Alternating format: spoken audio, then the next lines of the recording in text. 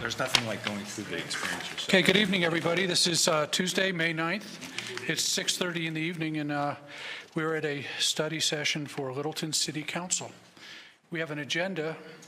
The agenda, item 1, is a review of an ordinance or resolution that's coming up at a future meeting.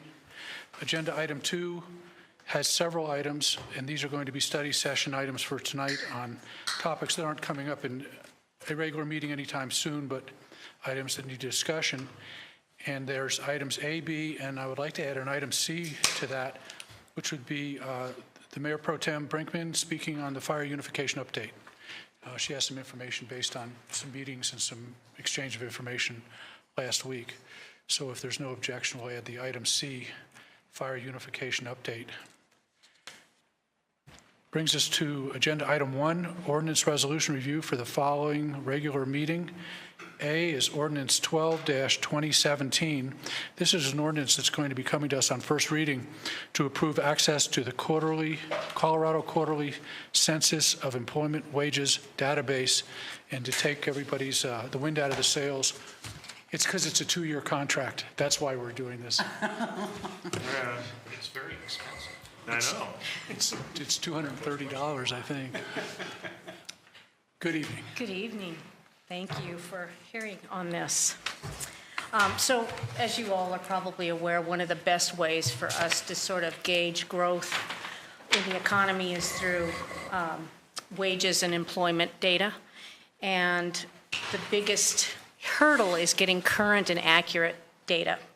And so the QCEW Quarterly Census Employment and Wages Report is done quarterly. It's a federal program that's administered through the state. So anytime we're able to purchase this, then we can get current data that we can do a number of things with that data, where we can judge the total number of establishments by industry, average wages by industry, total employee counts, total business counts, total number of employees who live and work in the city, total number of employees who live outside the city but work in the city. So this represents about 97% of all wage data, so it's very accurate. But in reading the license agreement, our legal advisors looked at point number 5, and it's representative almost of a contract that runs in perpetuity. So it's a user fee, and it's use and pay as you go, but that language made them a little bit nervous because it would be conceived as something longer than 2 years. So under our Charter Amendment 103, we're asking you to consider this ordinance that would allow us to purchase this data. Okay. Thank you. Any questions for Denise? I agree with Jared.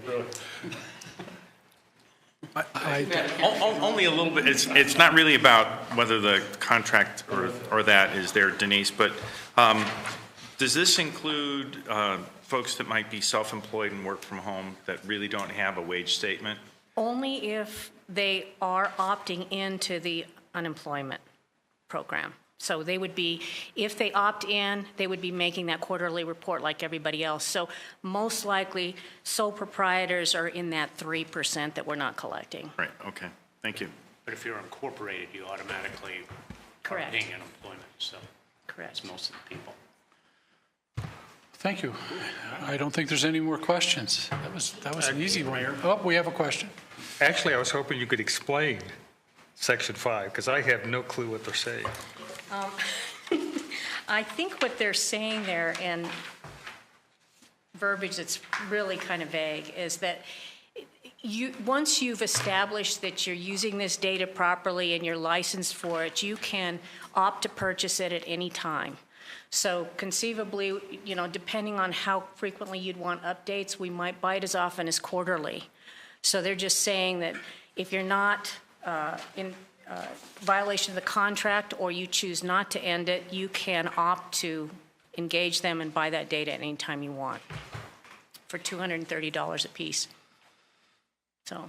Well, it has some weird language about discontinued use of the information for 1 year. Mm-hmm. It'll continue until you stop using the information. Yeah, it's, I think that's kind of why they highlighted it, because it does sort of sound like it's in perpetuity. So I think part of it too is that this is very confidential data. So if you let your license agreement lapse in excess of 1 year, then they're going to want you to renew that license agreement and abide by the confidentiality of that information. So where do you store it, and how do you make sure that it remains confidential? We can't tell you that. Well, actually, have to ask somebody in Moscow. basically, the licensee would be Eric Irvin. I know you're half kidding about this, but it is Yeah. kind of interesting because Eric Irvin receives the data, and it is detailed. So we would have individual businesses and individual wage information, but all we can make public is aggregate data. So he keeps it on his hard drive. That's what I'm asking.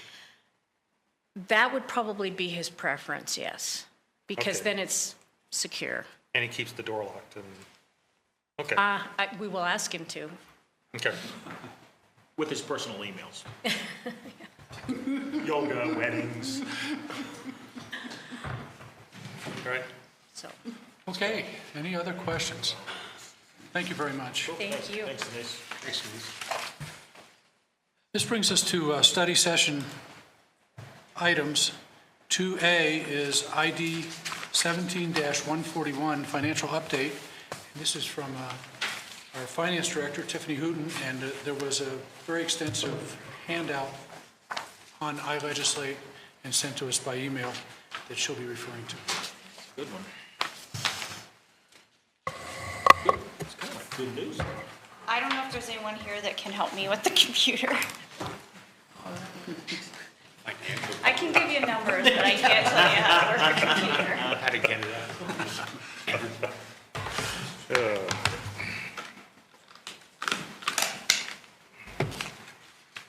Gee, Mike, what will we ever do without you?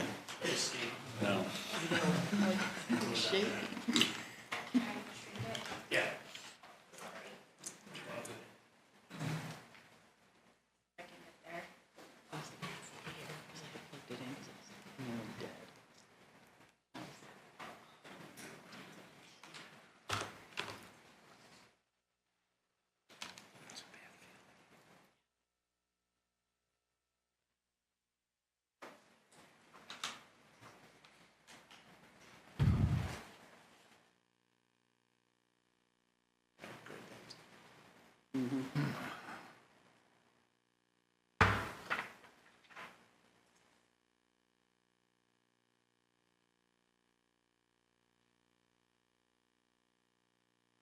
Repair. Do you have it on a thumb drive, Tiffany?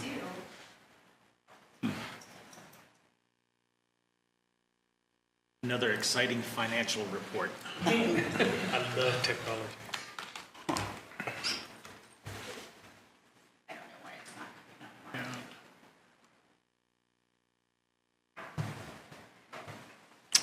Well, we also have it on our laptops, but that doesn't help you, Tiffany, because we can't You want to put that on the PowerPoint. mine? Yeah, I got a copy. We can do that. So, as the mayor stated, we did talk about this a little bit at the retreat on April 28th, I believe. And this is just kind of a follow-up. Most of the information that's in this presentation you've already seen, and we discussed it a little bit at the retreat. So if it's okay with you, I'm just going to kind of run through it, and then I think we do want to talk a little bit about Tabor and where we are with that, and towards the end of the presentation.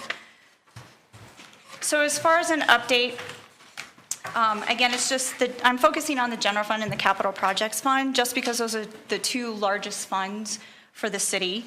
And I'll touch on the 5-year general fund projections, the capital improvements plan, and then we'll talk about Tabor.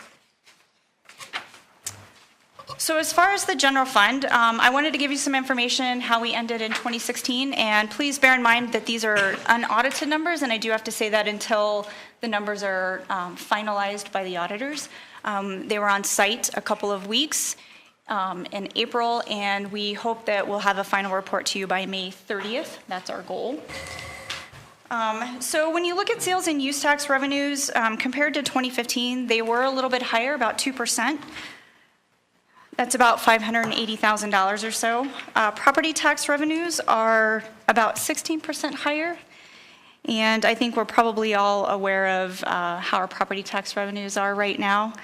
One thing I did want to touch on is the state did put out their final number for the RAR adjustment. So they had originally thought it was going to be about 6.56%, and it's coming in at 7 point something. Mike, do you recall what that number is? 7.2 or 7.3, I believe. So it's definitely not as low as they had anticipated. So I don't think it's going to impact entities as much as we had originally planned on. I think I sent a memo out, could be, $300,000, $400,000 or so to the city, so it's definitely not going to be that much. This is the residential side? Residential assessment rate adjustment. Assessment ratio? Yeah. Yes, yes. What's that? Oh, just, yeah, we're good. Yeah, we can work off this. So the other thing I wanted to talk a little bit about for property taxes is we got some preliminary numbers from Arapahoe County mainly. That's the largest county that we reside in. And our property tax revenue, or property tax assessed values have gone up tremendously this year. It's probably the highest year that we've seen in at least 20 years that I'm aware of. I think that coupled with the RAR adjustment, we're still going to come in at about 17% higher for 2018 compared to 2017. It's almost unprecedented, I think, at least for City of Littleton. And you're going to see that in Douglas County, and you're going to see that in some of the other counties too. Just with the growth and then the values of homes. Market values of homes have just skyrocketed the last couple of years, and we're definitely going to see that in our property tax assessments. Intergovernmental revenues were higher than last year by about 9%, and that's mainly our fire partner contracts. We opened Station 19, so there were additional personnel costs related to that. So it's definitely higher than the prior year. And Tiffany, just to make sure that intergovernmental revenues, those are enterprise? No, that's in the general fund. Those are revenues from the fire partners related to fire NOI. services. Okay, so Yes. okay.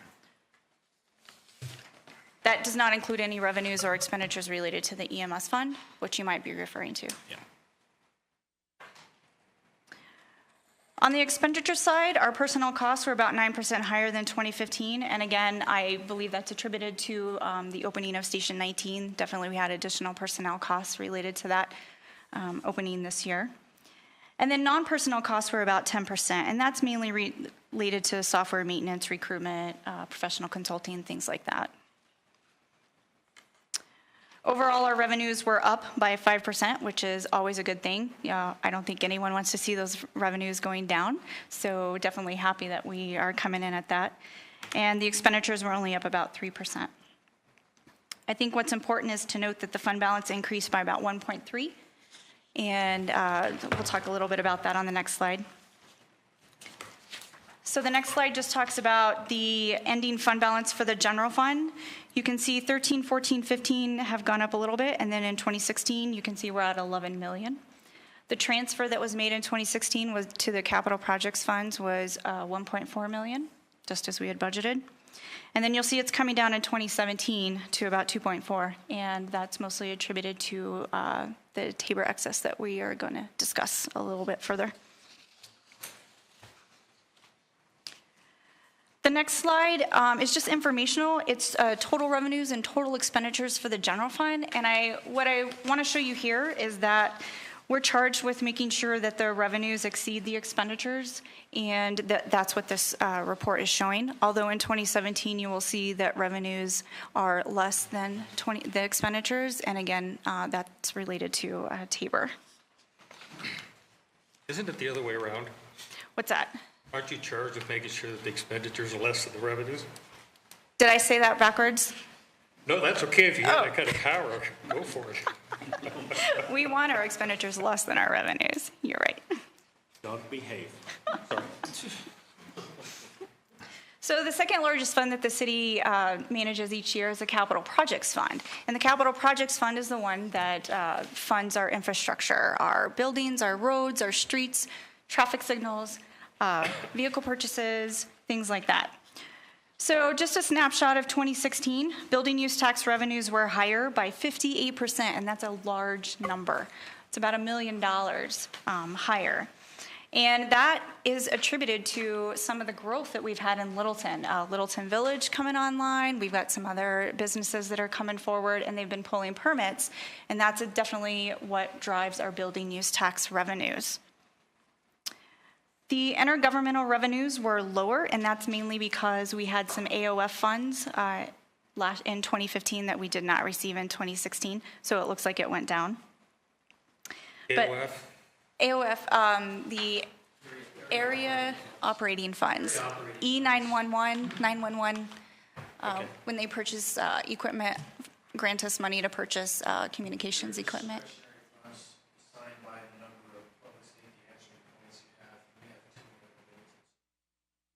Approximately $100,000 a year in area operating funds. So this is from the Arapahoe County E911 Authority? Yes, yes. And you called it AOF? AOF. Okay. That's what we refer to it. Sorry, I probably use a lot of acronyms. I noticed there are some in here that I probably need to explain a little bit. Oh, yeah, the police is notorious for acronyms, I think.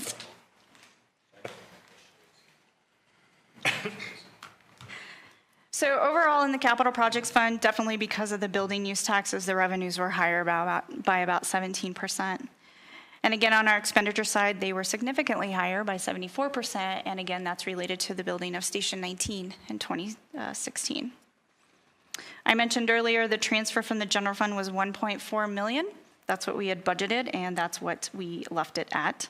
And just a note for you, we did receive capital lease proceeds.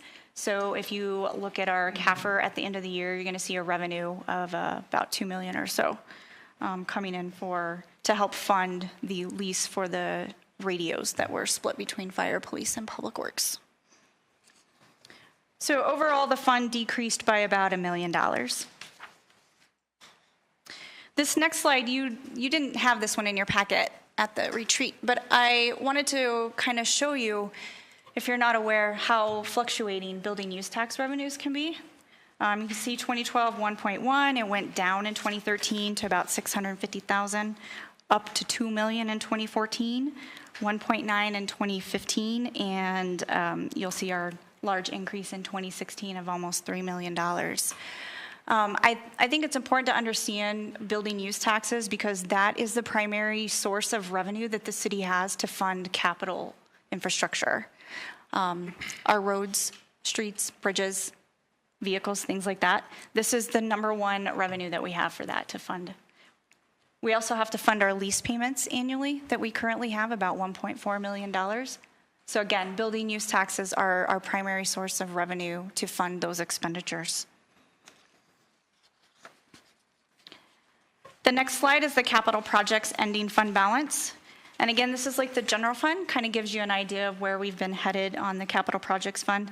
It went up significantly in 2015, and in 2016 it went down a little bit. And then in 2017, you'll see it's going down to about 11 million, and that's based on a budget number that we have currently. I think I probably should note that on the general fund, we try to the council's policy decision is we want to maintain about a 17% fund balance. And when I get into the 5-year general fund projections, we do maintain that 17%. So just a little assumptions on the 5-year projections. You probably know just as well as I, projections can change the minute you print them on a piece of paper, depending on the economy, what happens, what changes, what's coming in, what's going out. So these, again, are just a point in time, and we're going to constantly update these and watch these. We need to watch our revenues, and we need to watch our expenditures to make sure that we're coming in at least at our budget. We look at the economy, we look at local and global, we make sure expenditures are not exceeding revenues, operating-wise. We have a 5-year compensation plan that we're still trying to implement. I believe we're in year 3 or 4 of that. So we're going to continue to implement that for our employees. And I mentioned earlier, our ending fund balance will be about 17%. That number is equivalent to about 2 months of operating expenditures. So as your operating expenditures go up, your 17% reserve is also going to go up. Any excess above that, after we've reached our 17%, council's policy is to transfer that to the capital projects fund so that we have another revenue source coming in there. Again, 2016 data is unaudited. And the one important thing that I think everyone needs to realize and understand is that there are no new employee positions in our projections currently. So if we are to add new employees, that's going to definitely affect where our fund balance might end up and what our expenditures are going to end up. It is budgeted with the new police officers that we, For 2017, yes. Approved. Yes. So you're Yes. saying finance has decided we're not going to have any new employees? I'm not saying that. What I'm saying is that we will monitor our revenues every year to see if there is any way that we can fund additional Her staff. predecessor tend to say no more new employees, but we'll see in the budget process. It's all dependent on revenues. Tiffany, on the projections going forward, how dependent is this on sales tax revenue? And recognizing since the retreat, there's been a recent analysis where there's been twice as many retail closures on a national scale than even last year. And the economy continues to be pretty flat around that. Maybe your commentary on that is to, as you're looking at the global, the national, the state, and Arapahoe County, what are your thoughts on that? Yeah. Well, definitely that is a concern. Maybe not much of a concern, but more of a let's be aware of that. One thing that I think Littleton has is that the closures that you're seeing seem to be larger retail entities, which Littleton does not have any of those in our city limits. So when you see these larger companies closing, it may not have as much of a direct impact on Littleton. I think what we have currently for us in Littleton is that we have several new businesses that are coming online this year in 2018 and possibly 2019. We have a couple of closures that we weren't anticipating. We had the Savers that closed, we had the Colorado Fabrics that closed, and the other one, the Walmart Market Center that closed. So those definitely did make an impact. But I think with the growth that we have currently in the next couple of years, I think the net of those effects are going to be positive. The other piece of it that we have is we do have the state of Colorado for online retailers. They are voluntarily remitting sales tax to local jurisdictions. So that is part of our future projections. We've taken that into account. We will definitely continue to monitor the market and monitor the economy. I don't know if you're aware, but the feds did not increase interest rates last week, which they had anticipated that they were going to, which, Thank you, Janet. right? So that, I think that will have an impact. So I think we just have to be aware. We have to know our taxpayers and we have to know where our revenues are coming from. And like knowing there's yet to be any retail or even commercial opening at Littleton Village yet. Was plans for 6 restaurants plus some retail outlets. Is that in any of the projections at this It point? is not in any of the projections because I don't want to include any of those until they've actually pulled their permit. Until we know they're coming in, I don't want to include them. I don't want to overstate any estimates on revenues.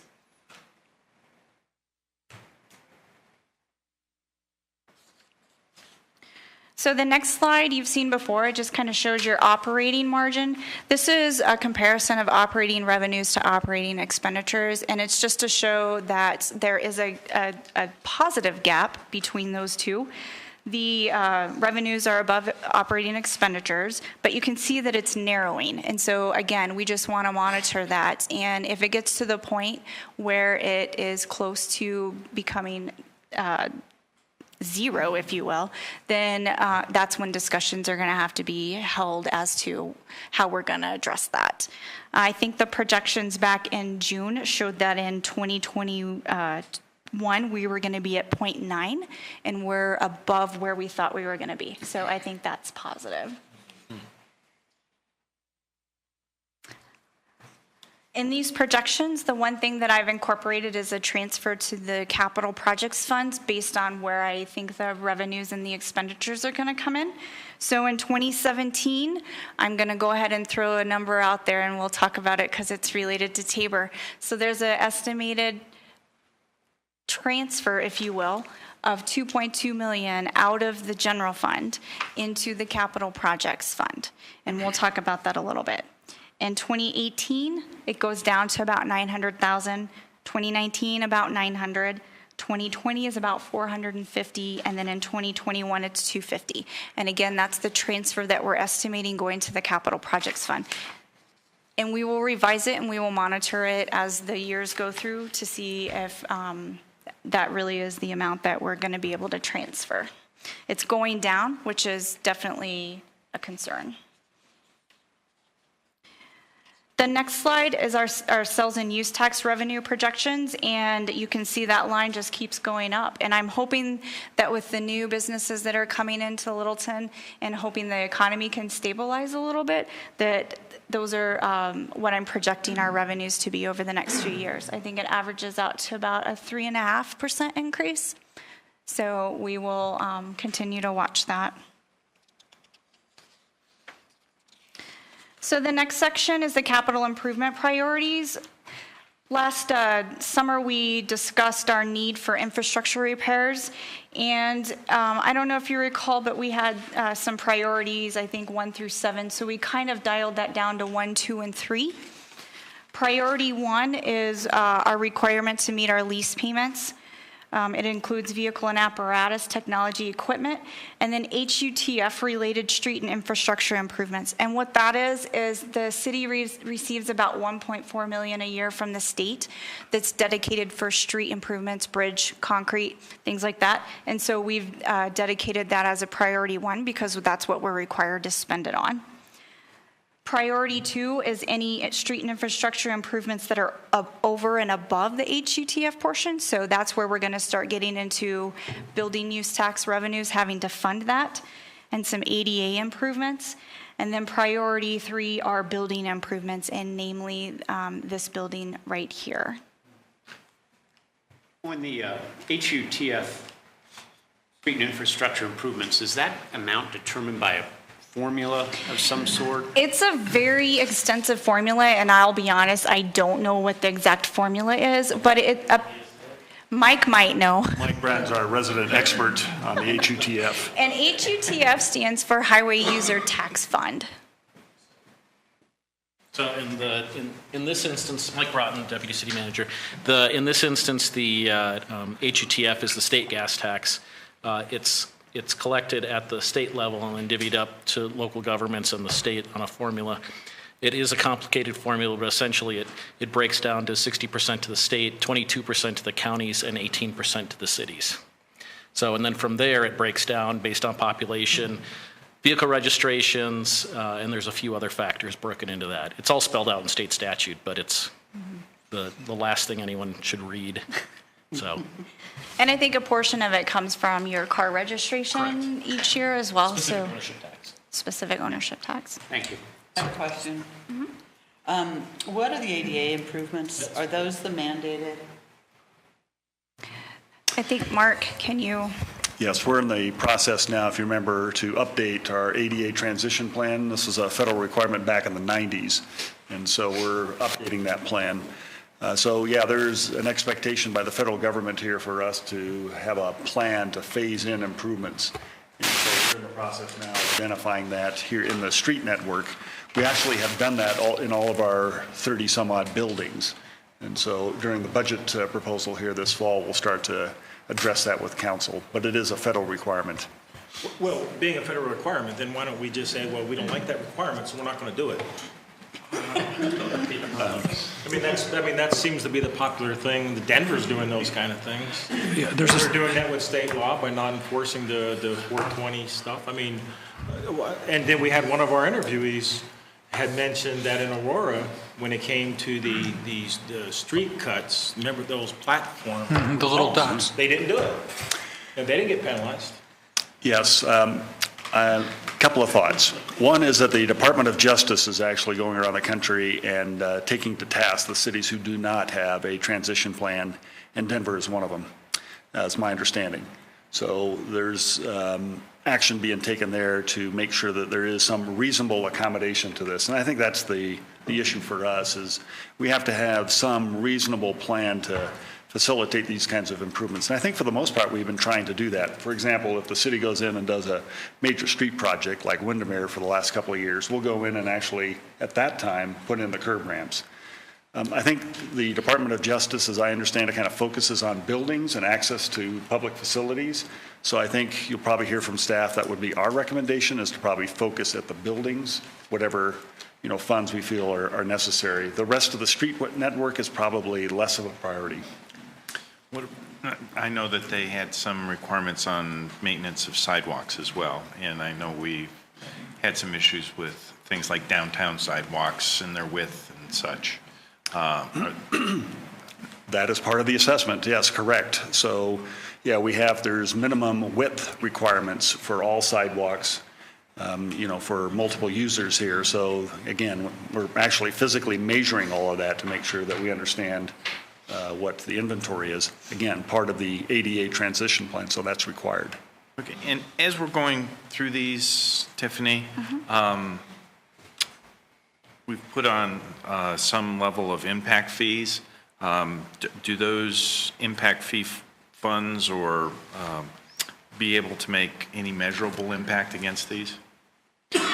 For impact funds, they're restricted specifically for areas that are affected or new growth in the city. So unless we are making these improvements in, let's say, Littleton Village area or something like that, there's a potential that impact fees could be used for that, but definitely not to the extent that we need for the entire city. And those are already code required for new development. So developers, I have a question about this. So priority 2, is it ADA improvements or an ADA plan? And then how long is the plan going to take, and then at what point do the improvements start? Because that's when the money starts being spent. Is this capital improvements priorities, is this based on financial priorities or need priorities? It's not clear. Because priority 1, leases. So priority 1, we include leases mainly because we're contractually required through our agreements with the banks to make those payments. Vehicles and apparatus, we want to make sure that our police officers have good cars and cars replaced adequately so that we can maintain a vehicle for them. Technology, we have to replace our computers, servers, things like that. And equipment along the lines of life packs and such for EMS and things like that. The street and infrastructure improvements that are over and above the HUTF portion. So if our HUTF funds are $1.4 million, but we really need to spend $3 million on street improvements that year, that's where priority 2 is going to come in. We're going to make sure we spend our $1.4 million in accordance with the state, but we also need to do extra improvements. So that's where the over HUTF portion comes in. And then the ADA, I believe there's a couple of years, I think in 21 or 22, and I apologize, I should have brought my budget with me so that I could tell you for certain. But there's some ADA improvements that we're looking to do. Physical capital. Right. Yeah. Yes, not all of it, quite No, honestly. No certainly city not could ever all of it. afford to pay for all of their ADA improvements at once. Yeah. So there has to be some reasonable phasing of all this. Right. And if I may just add on to that, Sure. quite honestly, these were priorities that, staff just suggested as part of the budget process last year. It really is kind of council's call deciding, you decide really what are your priorities here. So you could change this mix in any way that you feel is helpful for you in kind of managing or, your budget here in essence. But that was kind of our attempt to try to help you, categorize or view this. Good job. I think it's when you get to priority 3, and you'll see on the next slide, the amount of the costs that are associated with that are just so high that it has to be as a priority 3. You can't refurb this entire building for less than $7 million, and you're probably not going to get $7 million in 1 year in building use tax. So that's kind of why building improvements kind of get pushed to priority 3. But if we certainly have water leaking from a roof, we're definitely going to fix that in the current year.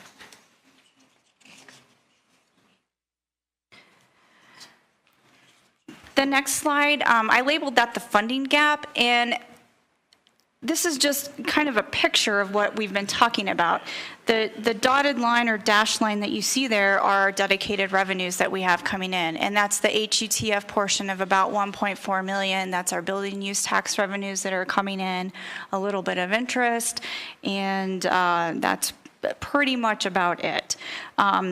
And then you can see the layers that we've added. The first layer is our priority 1 that we talked about. The second layer is priority 2, and the third layer that I talked about was the building improvements, which you can see are up to $18 million or so through that period. So I think it's just important to understand that we have some real needs for infrastructure at the City of Littleton. Whenever the economy went down during the recession, the one thing that got pushed on the back burner was infrastructure repairs and replacements. Kind of got pushed off. Those are large dollar repairs, and we had to make decisions during budget process what we're going to fund, and unfortunately, and we're not alone, City of Littleton's not alone in that. Other cities and the state even did that as well. So we're back to a point where we've pushed it off, and we really need to look towards the future to understand how we're going to adjust that and work on our infrastructure and bring that back.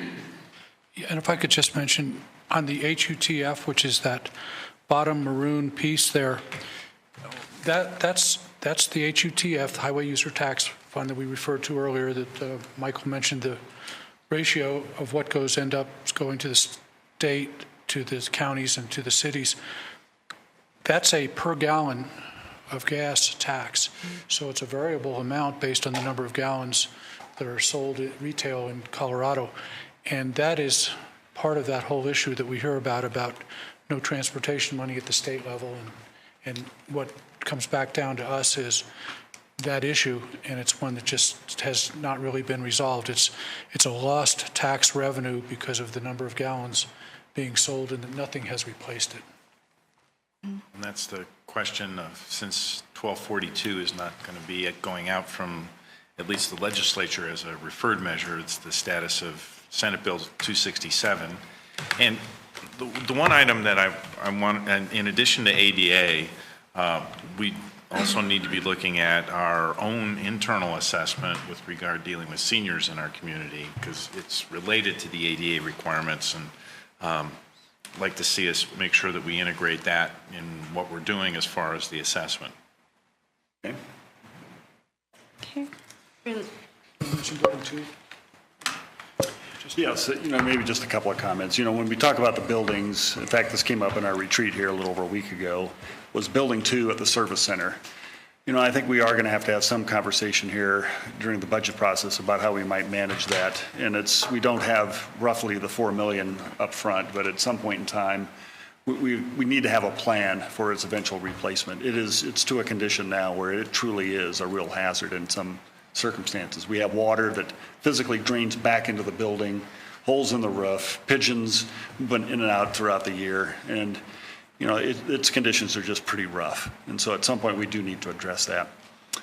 I think too, one of the other thoughts I had is, if you remember during the budget discussion, we did have a 5-year fiscally constrained capital fund for which we were spending the fund balance down. So I think it's another way to kind of view this. So here later this summer, we'll have another discussion where we'll update that chart so you get to make some decisions and see kind of the net effect of, the fund balance in essence here. I have a question. So it's like the third or fourth time we've seen this chart.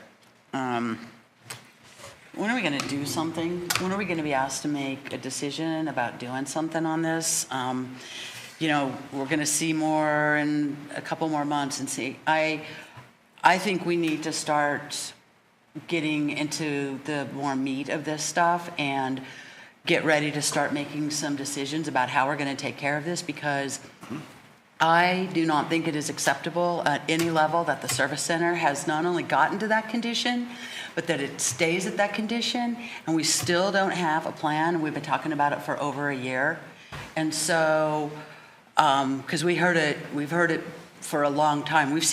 I remember study session even 2 years ago where we saw pictures of that.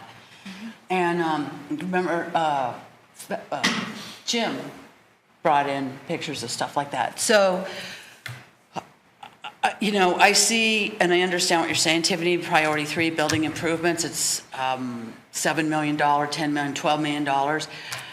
I think we need to drill into that and say all building improvements may not be a priority 3, that if the service center has maybe risen to a higher level priority, but why? What criteria do we use? How much would it cost? What can we do with $1 million over there? If we have to buy 1,000 rolls of duct tape or whatever to piece it back. But what do we do to start mitigating what's going on? I feel like by not doing anything and only talking about it over and over is just, I don't think that's our job. I think we need to be asked to do something, and I think that we need to have this stuff laid out in a way that we can make a decision, or at least be able to come back with what do we need more information on in order to do that, and start making things happen. If I may, the council actually, you identified that as one of your top priorities in the retreat. And so here at an early June study session, I can't remember the exact date offhand here, we are going to be preparing a draft work plan so that you can see the schedule for how we would, quite honestly, address some of this. So it would be an action plan. So you would have more detailed discussions and hopefully set a much more specific direction.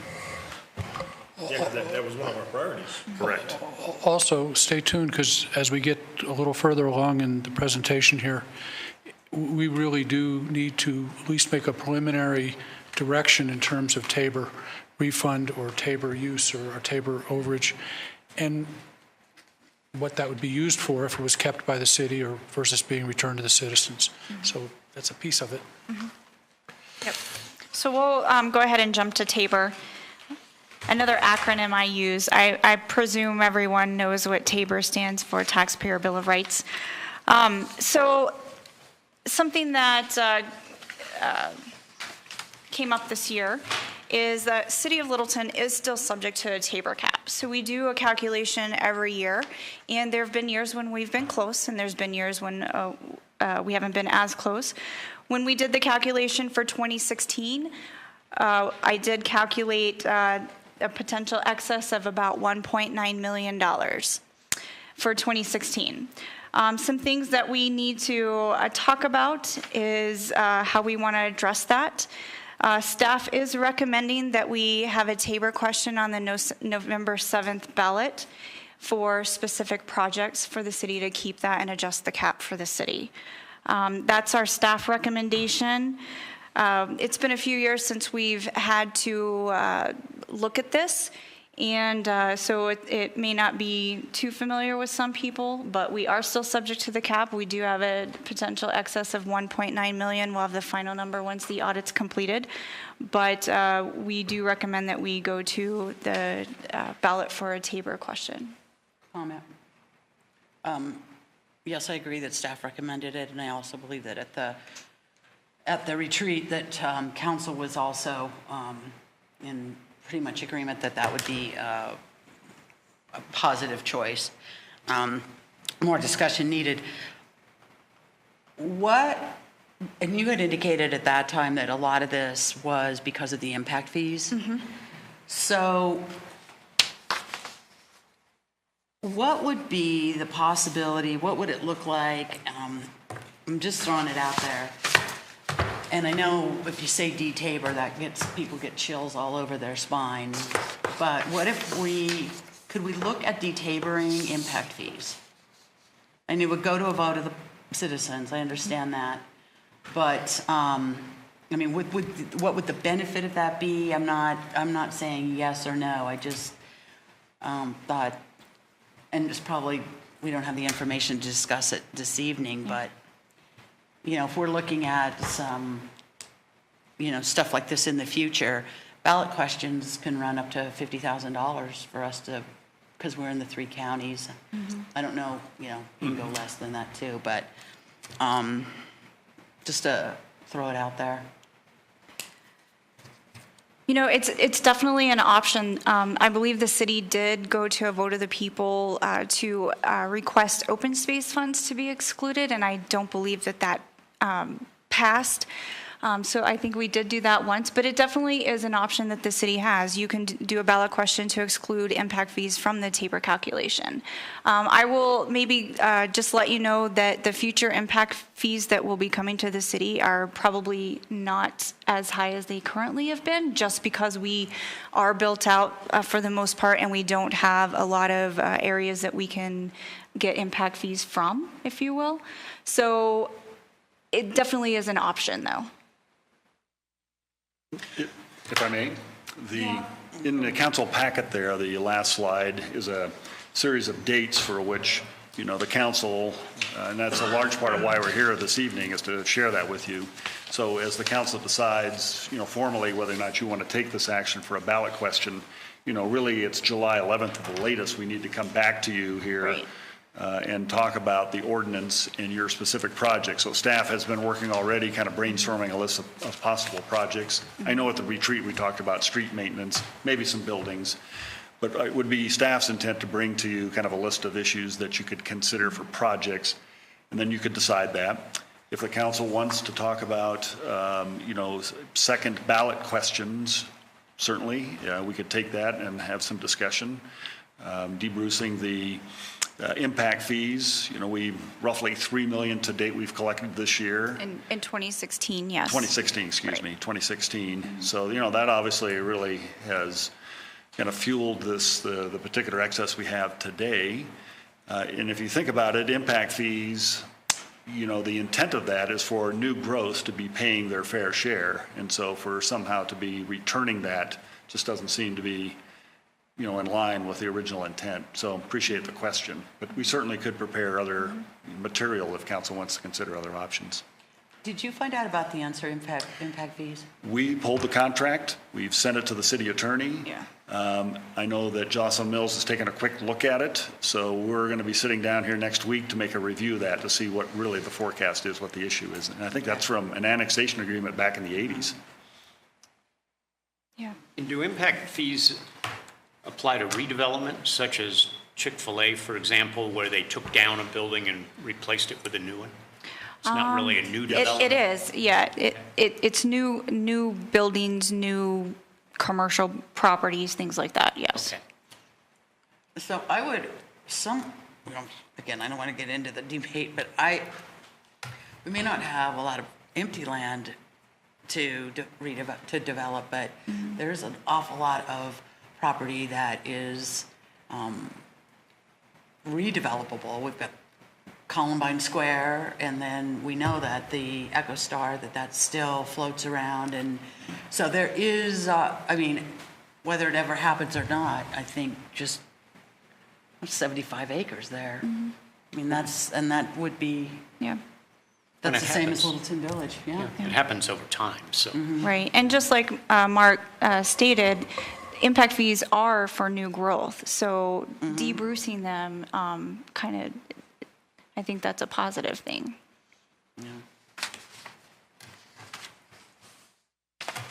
Just for the record, I may not be as excited about the debrucing. There's some. I think Tabor is doing what it's supposed to do. It gives the citizens an opportunity to hear from us why we need the money to spend it on good, solid things. Yeah. And so I think it's good. And yes, it does cost something to go put it on the ballot, but I think it's the whole purpose of it, and it's to the benefit of the citizens. And if we can't sell it to the citizens, then that's our fault. Well, if we debruced it, the citizens would vote to do the debruce. It wouldn't be something we would do. It would have to be on the ballot. I know one vote will probably be against it. I'm shocked. You know, assigning where the Tabor overage comes from is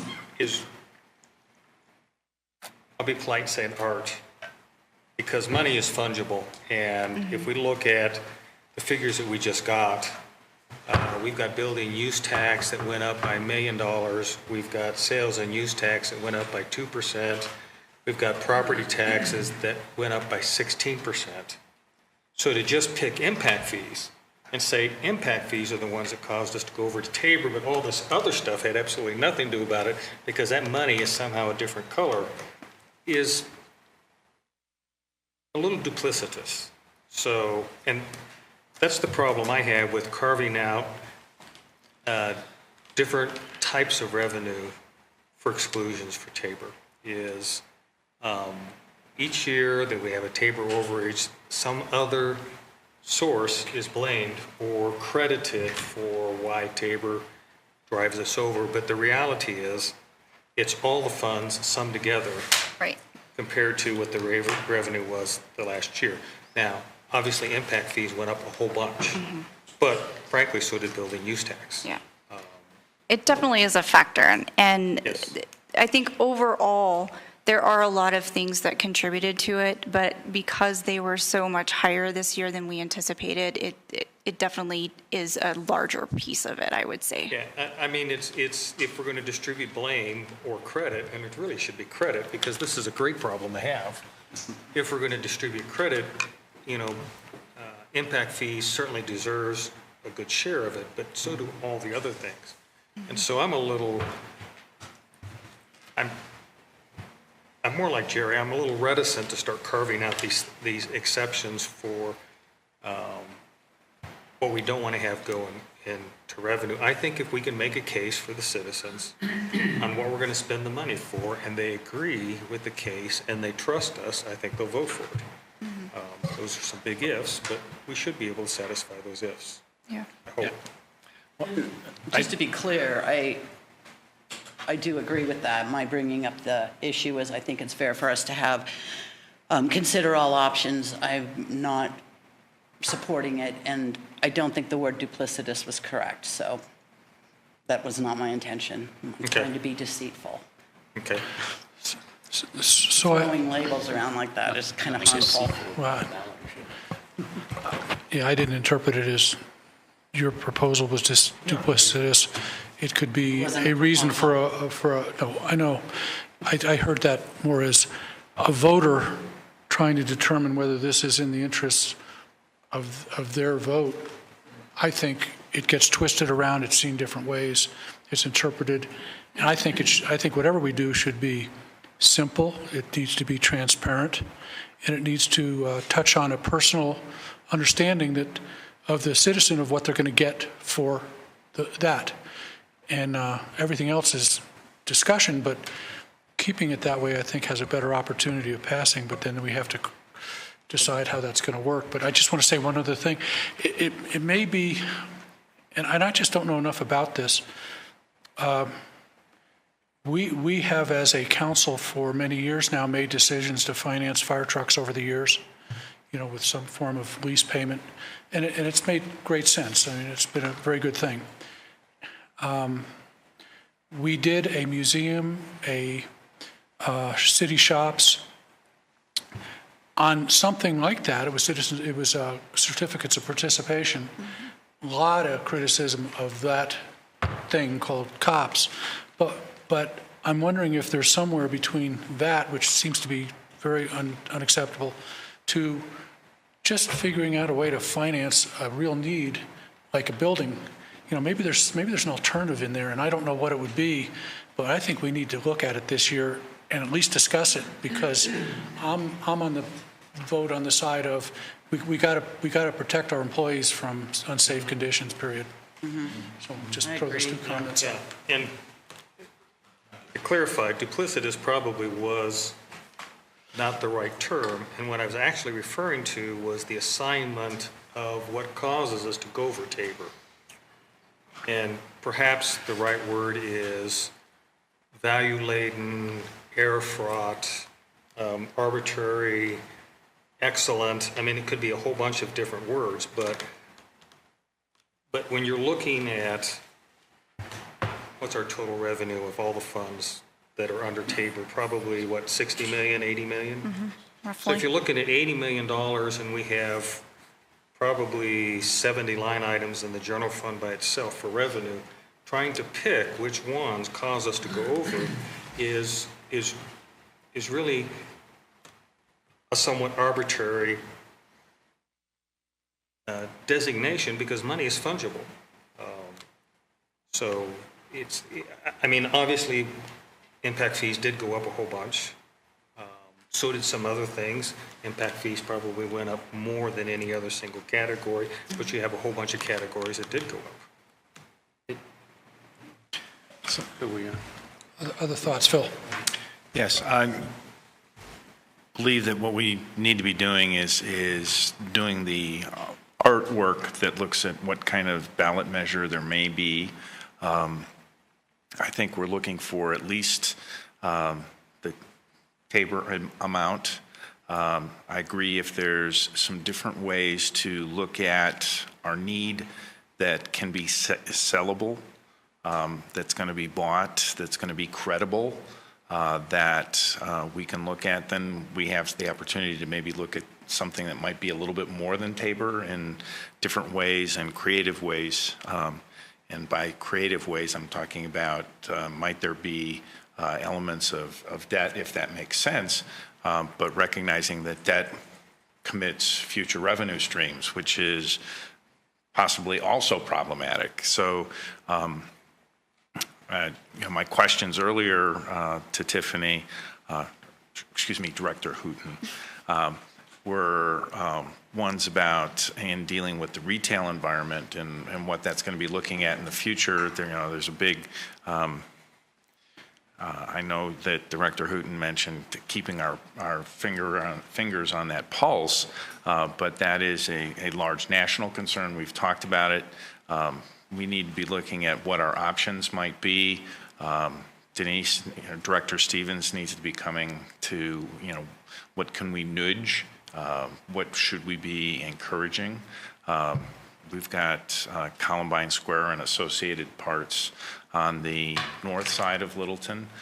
We have the Anzer property on the south side of Littleton, and yet to be commercially developed, or at least ground to be broken on the commercial side for Littleton Village, which is on the east side. So there's plenty of places that haven't yet been included in Director Hooton's projection that we can possibly impact for future revenue. But our need in taking a look at a number of these items, particularly in the short run, given our other requirements on city safety, are very important. And we also have a growing need, or at least a continuing aging component of our population that also has a need. And so trying to get to that package of projects that are going to make sense not only to us in taking a look at the long term, but also is something that can be grasped by the electorate, because that's the big discussion element that we have to be looking toward is that packaging. And there's a lot of folks that spend time, quite a bit of time, on that art side, and I don't know if we're going to be ever looking at some help in trying to put that package together, but we should be talking about how to get that, to keep it simple, to keep it digestible, and that folks can understand it, and the city will be able to deliver on as well.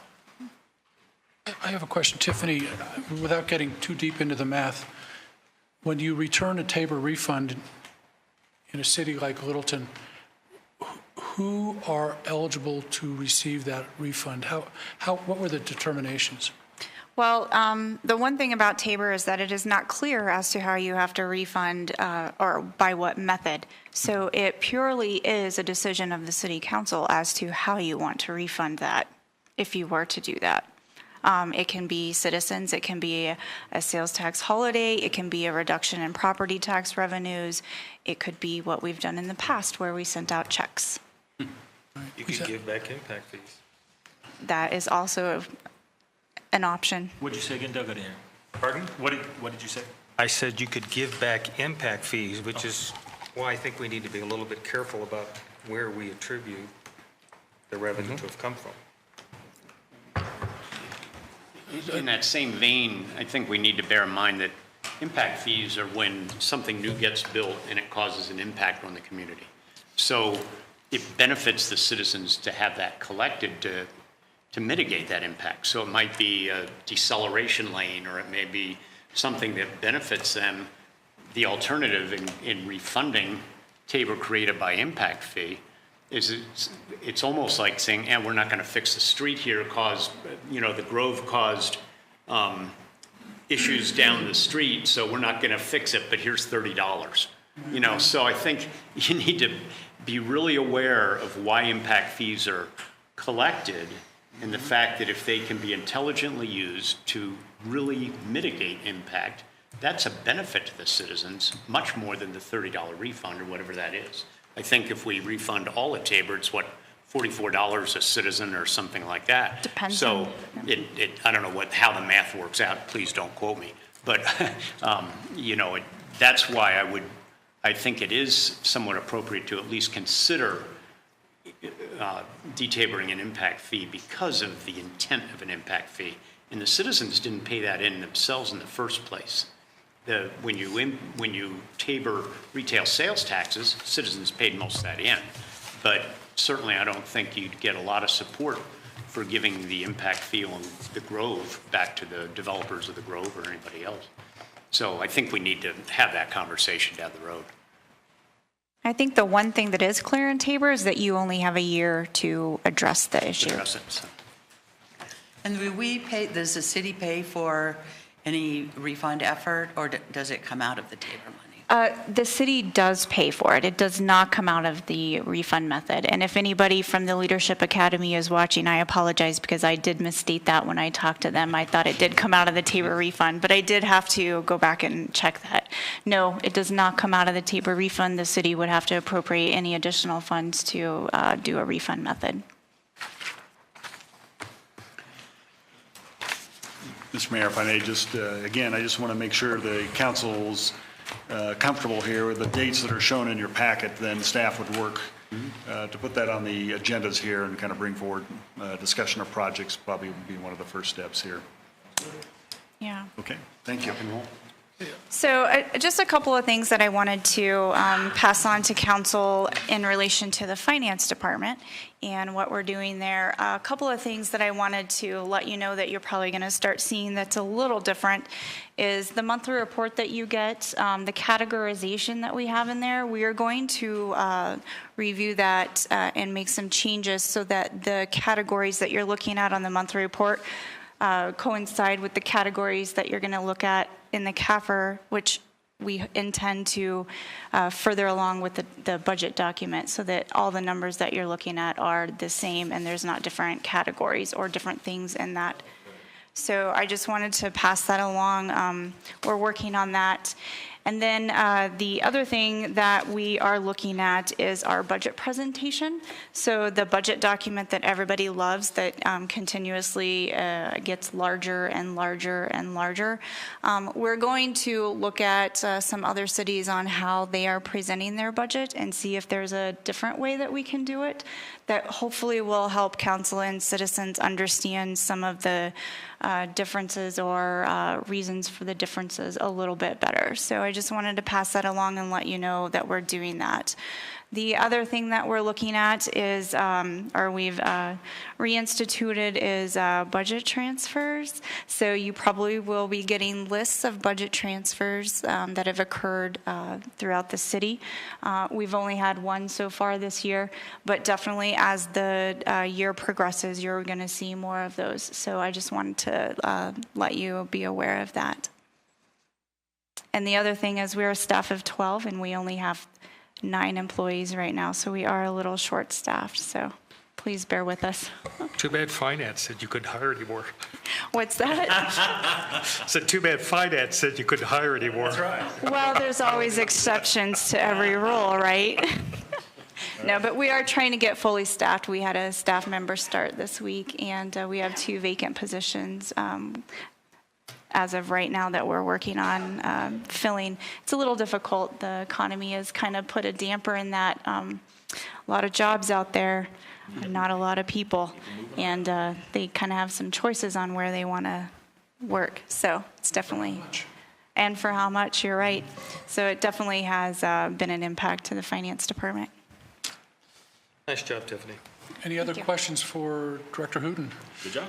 Thank you very much. Thank you. Appreciate I know finances are exhilarating, so It is. luckily I'm followed up by Chief Stevens, who definitely will entertain you, I'm sure, in some form or fashion. Hours and hours and hours. So Chief, do you need us to take a short break so you can set up all your technology? That's right. Well, we'll take a short break anyway, 5 minutes.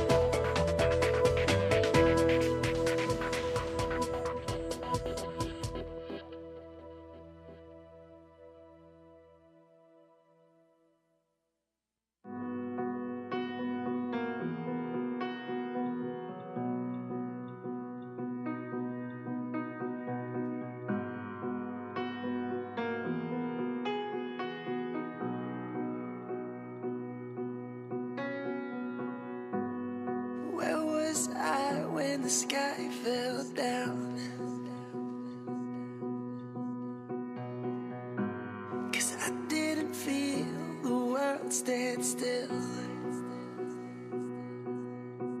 Now I'm stepping over stars on the ground. 'Cause without you here, nothing else feels real. And I don't know where we are, but we're not where we're supposed to be.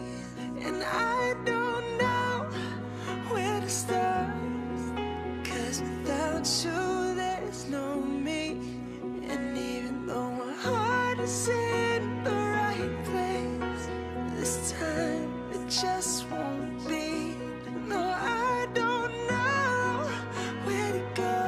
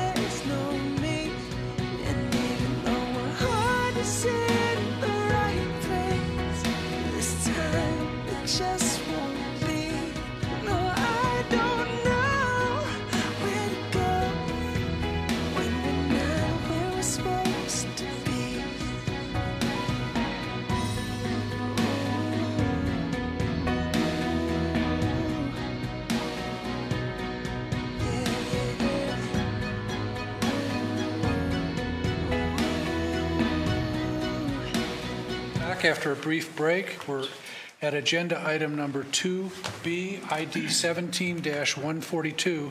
This is a police department update from Chief Stevens. Chief. Thank you, Council. Good evening. Chief Stevens, Chief of Police here in Littleton. It's time for my update. I do this about, once a year? And then you guys get to hear me in budget, which is probably fun for you. I apologize. I'm getting over a cold, so my voice is kind of in and out. If I lose my voice, it's either because of that or because you've asked me a question I don't want to answer. So it's pretty selective. I just want to start. There's a couple topics that I've been asked to address tonight from different council members, and then I also want to provide a few updates on some things we have going on in the police department. I thought I'd start with just an overall assessment of where we're doing in Littleton community from a crime perspective, and continue to be happy to say that Littleton remains one of the safest communities in Colorado. Our crime statistics remain flat for the most part and have for the last several years. Although this is the time of year, and we've already started to see it a little bit for increased crimes of opportunity, because as the weather gets a little bit better, people are outside working in their lawns, or leaving doors open, windows open, garages open. So we tend to see more thefts and people going onto people's property and taking things that don't belong to them, bicycles and whatnot. So this time of year, we like to remind folks to be cognizant, to try to be aware of your surroundings, and please always call the police if you see something suspicious. Littleton community is a very close-knit community, and they do an excellent job. The community members do an excellent job of notifying us, and it does make a difference. I do want to talk about a couple of things that have happened in the last week or so. It's been an interesting last 7 or 8 days for the police department and for the city of Littleton. Keeping in mind what I just said about us being a very safe community, we've had a few interesting incidents in the last week or so. Starting about a week ago on May 1st, I believe it was, we had multiple shots fired on Windermere, just south of Littleton Boulevard there, in relation to what we believe was a party. Luckily, no one was struck in this incident. It was more of a shots being fired by people who were trying to send a message, we think. We continue to investigate that one. The very following night, May 2nd, a week ago tonight, we had another shots fired incident where neighbors called in on an individual, and they located a residence off of Louthan, just north of Littleton Boulevard there, where an individual was firing multiple rounds from a handgun outside. Our officers responded quickly.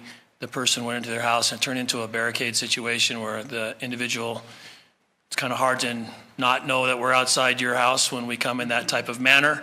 But he acknowledged the fact that we were out there but refused to come out. So we classify that as a barricade situation, and we call in our SWAT team because they're the highest trained people to deal with that safely. So that was on May 2nd. I'm very happy to say that through the excellent work of our SWAT and negotiators and patrol personnel and our command staff that were on scene, we were able to successfully resolve that when we forced entry into the residence. This one was kind of unique in a way because the individual had a very large pit bull in the house that was roaming freely. And my concern as the chief in Colorado is, we don't want to shoot a dog for sure. So we'll all hear about that. Obviously, we don't want to shoot any people either. But the dog was at greater risk in this incident, I think. So our SWAT officers were amazing. We made entry into the residence, and through the creative use of tactical Velveeta cheese, we were able to deploy the less lethal Velveeta into a laundry room, and the dog went for it, just like you see on cartoons. And they were able to lock the dog in the laundry room and continue on without Velveeta cheese. What else? And here's the beauty and irony of it is that it was the suspect's Velveeta cheese out of his refrigerator. So we helped ourselves to that, and then we were able to get the dog. And then we were eventually able to successfully take this party into custody without anybody getting injured. We recovered 2 handguns, multiple shell casings outside the location, and what we believe to be an illegal marijuana operation at the location. So good news there too is the land or the property owner there was already in the process of evicting these folks. So hopefully we won't see this problem in Littleton again. But a great work by the Littleton police officers on that date. So Chief? Yes. Are you now going to issue Velveeta to all your officers? So we want to do something, I don't know what the shelf life is on Velveeta, but I've had some that's lasted a long time, right? So, yeah, so maybe that's a good idea. Maybe budget, you'll talk about, cheese wedges. Cheese wedges. Cheese whiz. Just yesterday afternoon, about 2:30, we had, I've been the chief here going on 4 years, and I have heard what we call an alert tone, where we have a very serious crime in progress, where we'll hit a tone on the radio so everybody keys in on it. 4 years, I've heard one alert tone. In the past, yesterday afternoon, I heard a second alert tone. So that obviously piques my interest. And it was an armed robbery in progress, is how it came out, which is very unusual for our city. And as it turns out, it was an issue on our deal on Craigslist or one of those online retail sites where an individual was trying to sell a watch. The folks who were going to buy the watch ended up not wanting to pay for the watch and instead brandishing a handgun and putting it to the person's head. So that turned into a call to us from that person, the victim, who did a good job of giving her location and a license plate on the suspect vehicle. By the time we were able to get there, the suspect vehicle was gone, but a short time later, one of our patrol officers located the vehicle parked on Main Street downtown, so we set up a surveillance on that vehicle yesterday afternoon, and within 30 minutes of the armed robbery coming out, we had one party in custody, the vehicle identified and located, and then about 10 minutes after that, we located the second gunman involved in that. We believe we've recovered a weapon. We're waiting for a search warrant on the vehicle, but both parties in custody on that very quickly. Another great example of teamwork where we had a very serious and violent crime here in our city, and our officers quickly took action and worked together as a team and safely took two parties into custody and recovered the vehicle. I think we might still be looking for the watch somewhere downtown, so anybody finds a Gucci watch in there downtown, please contact the police department. It might be something we're looking for. And then early this morning, late last night, we had an incident where we received a 911 call from a gas station, the Sinclair gas station down by Dry Creek and Broadway down in there. And a lady had gone into the gas station and notified the clerk that she had been her and her 3-year-old child had been taken against their will by her estranged boyfriend. So a kidnapping situation. She said he was armed with a handgun. The clerk quickly called the police, and our officers were on scene very quickly. The car was still there. So as one officer approached in a vehicle from the rear of the suspect vehicle, and another approached from the front, the suspect tried to flee, and this is where that capital fund comes into play, slammed into one of our new police cars. And so then the other officer took an opportunity to end this quickly without any type of pursuit, knowing that there's a child in the car, and struck the suspect's vehicle with the second new police car and rammed it up onto the sidewalk and disabled the suspect vehicle. The suspect fled on foot, and after a short foot chase, appeared to be attempting to carjack a second vehicle southbound on Broadway, stopped at a light, attempted to get in that vehicle as our officer caught up with him.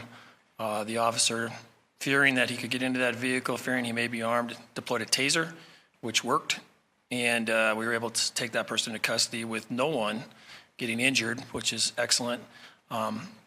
In true 3 a.m.-ish fashion, the person that was attempting, or the carjack victim, drove off and didn't come back. So I'm guessing there may have been some reason for that, but we don't know. But those are just 3 examples in the last 7 days where officers have done a tremendous job in taking some violent people off the street, done so in a very highly professional and well-trained manner. Any one of those incidents can end up with lethal force being deployed, either on the dog or on folks that were involved in these, and so we're very proud of that information. I want to give you a quick update on the landfill search. I know you guys have been kind of waiting for an update on that. We're still waiting on some finance numbers catching up with invoices and whatnot, but As you know, and as you have been very cooperative and helpful in our ability to conduct this investigation, Ms. Charlene Voigt was last seen around the 4th of July and was reported missing to our department on July 8th.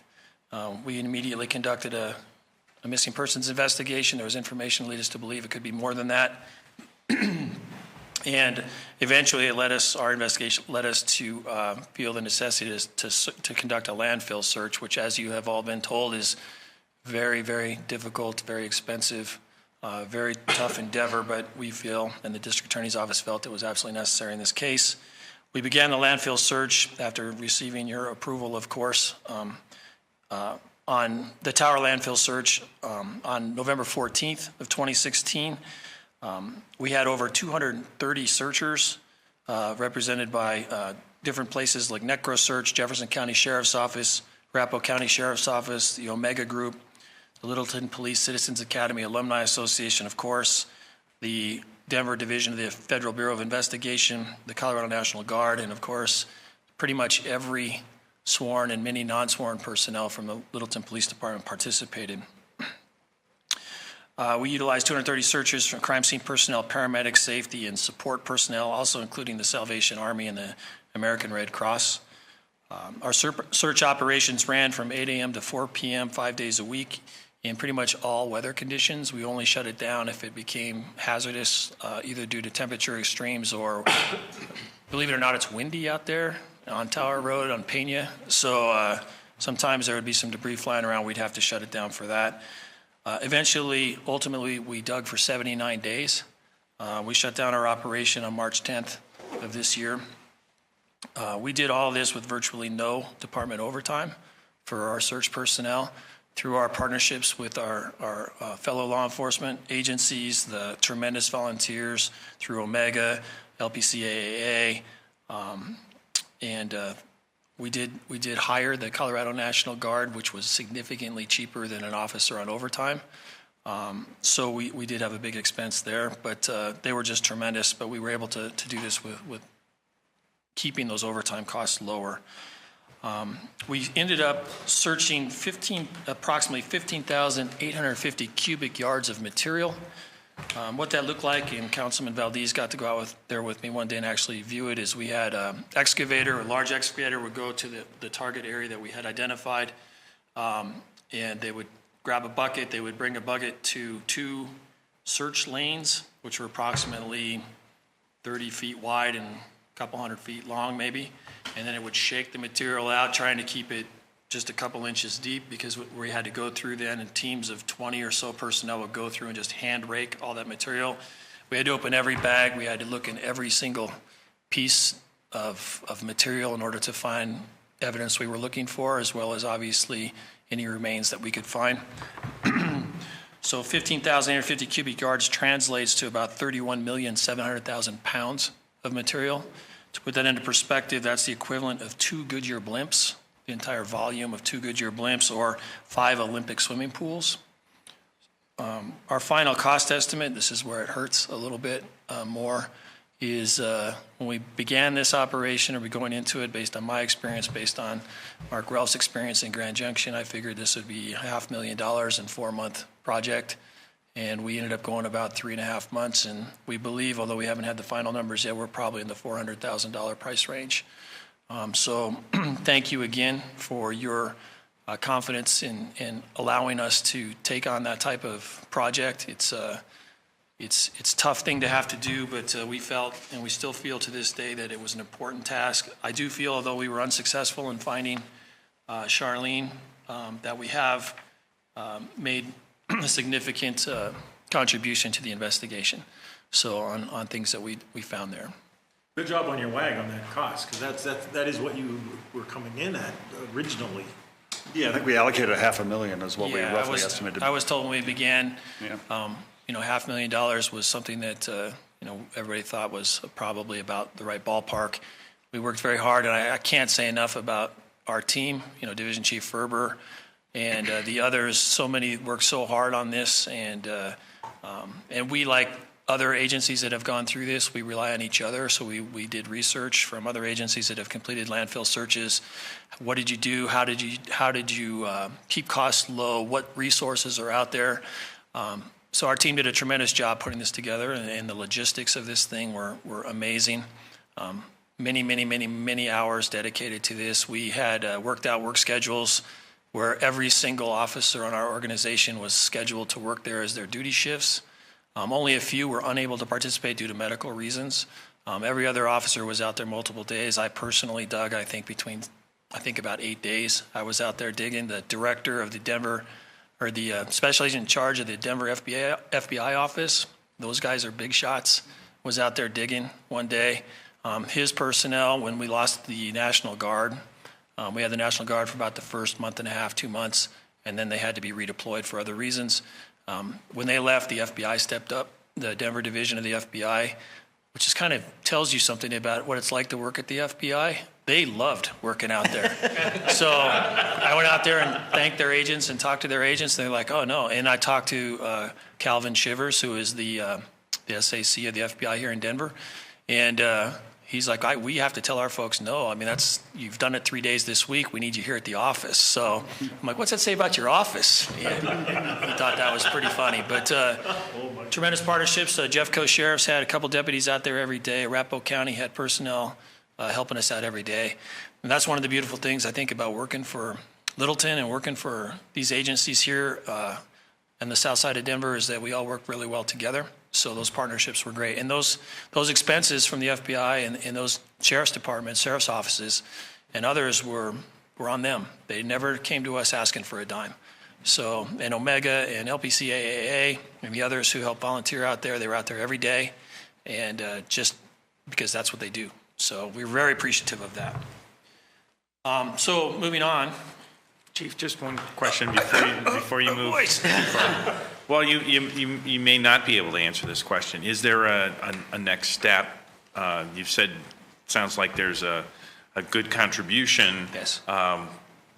What can you tell us as to next steps? So it's an open investigation, so obviously I can't comment too much on it, but I can tell you we continue to work regularly and actively with the 18th Judicial District Attorney's Office. That partnership will be ultimately responsible for any future prosecution. I'm confident that we have a good case, and we continue to work it. I don't have a timeline on what that would look like yet. Obviously, as the case progresses, you will all be kept up to date on that. So, any other questions on that? So I was asked a few different topics to talk about. This update was originally planned several months ago. And as the national media goes, obviously the community members here in Littleton have questions about what's going on with your police department, with their police department, and then just national trends. One of the questions or one of the topics I was asked to talk about was opioid issues sweeping the nation. And the media is really starting to pick up on this. But illegal narcotics and the problem with opioids is, and there's a vast number of articles out there now on how this came about, but you see kind of a transition from traditional illegal drugs like heroin especially to more powerful opiates like fentanyl is the top one right now basically. And it's tremendously challenging because for law enforcement and for our community obviously because of the devastating effects it can have. And some of the issues with fentanyl and other drugs, which are synthetic drugs, are that the DEA is having difficulty keeping up with the transformation of these drugs. What happens sometimes is the drug manufacturers, the illegal drug manufacturers, and technically they're not even illegal in most cases, they'll change the chemical compound just enough to get them outside the Schedule I, Schedule II federal law, so they're technically legal, and they're incredibly potent and dangerous. So, for example, the DEA just came out with a report just this week. Approximately 90 people a day in the United States die every day from opiate overdoses. It's about 33,000 opiate overdoses a year in the United States. And when we're talking about the transition from heroin to these opiates like fentanyl, Fentanyl is an opiate-based painkiller. It's roughly 50 to 100 times stronger than morphine.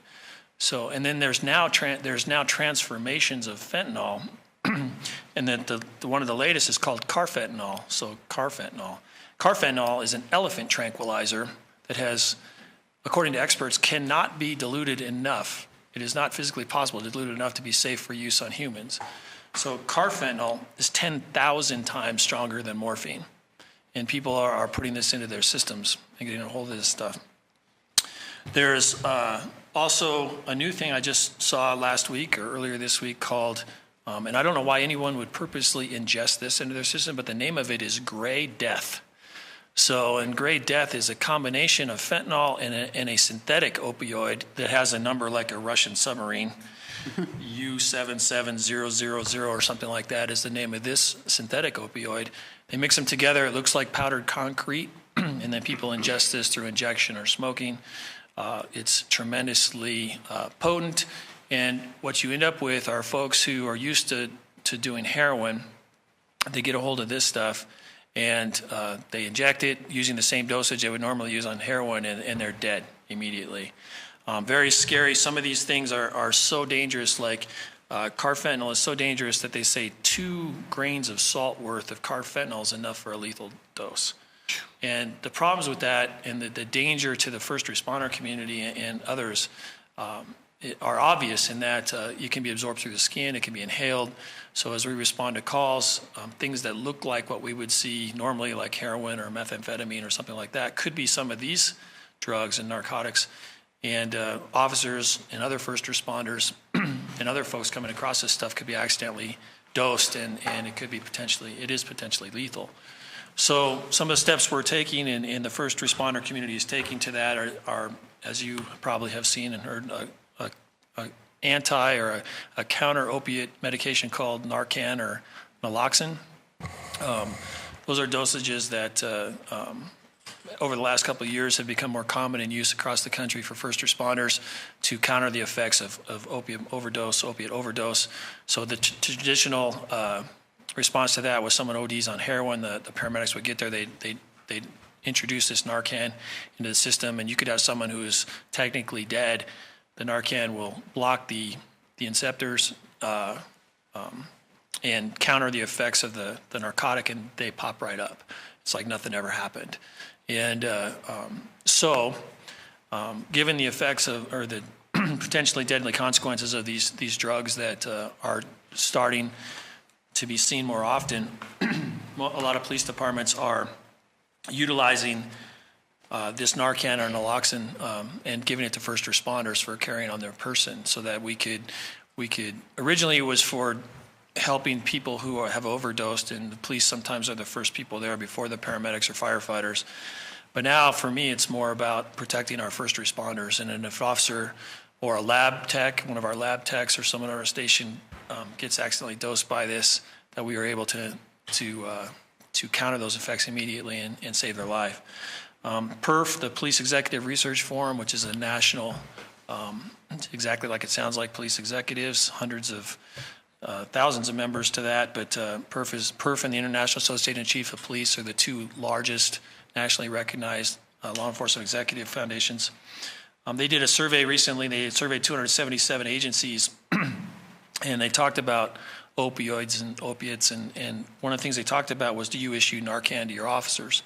In 2014, they ran the same survey. About 4% of the surveyed agencies said that they do, and in 2016, 63% now say that they do.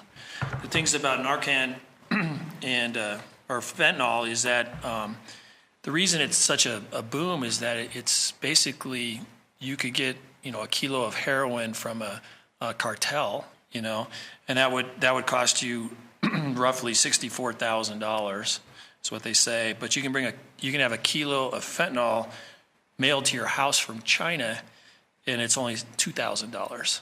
So, and it's 50 times more powerful. So you can see where the dealers on this stuff is so lucrative, and that's kind of where they're going. I think it's a bad business practice to kill your clientele, but that's kind of where we're headed. And then now, even today, I read articles And now you're seeing fentanyl mixed with other drugs, and people don't understand, like cocaine. Like you normally have a cocaine user who would do their cocaine, but they don't know that it's being mixed with this other narcotic because they can use less of the high-dollar cocaine, throw in some fentanyl or other synthetic drug. It could be anything. Nobody really knows. They're still going to get high if they don't die. And then it's cheaper for the drug dealers to do that. They make more money off of that. So it's just tremendously dangerous.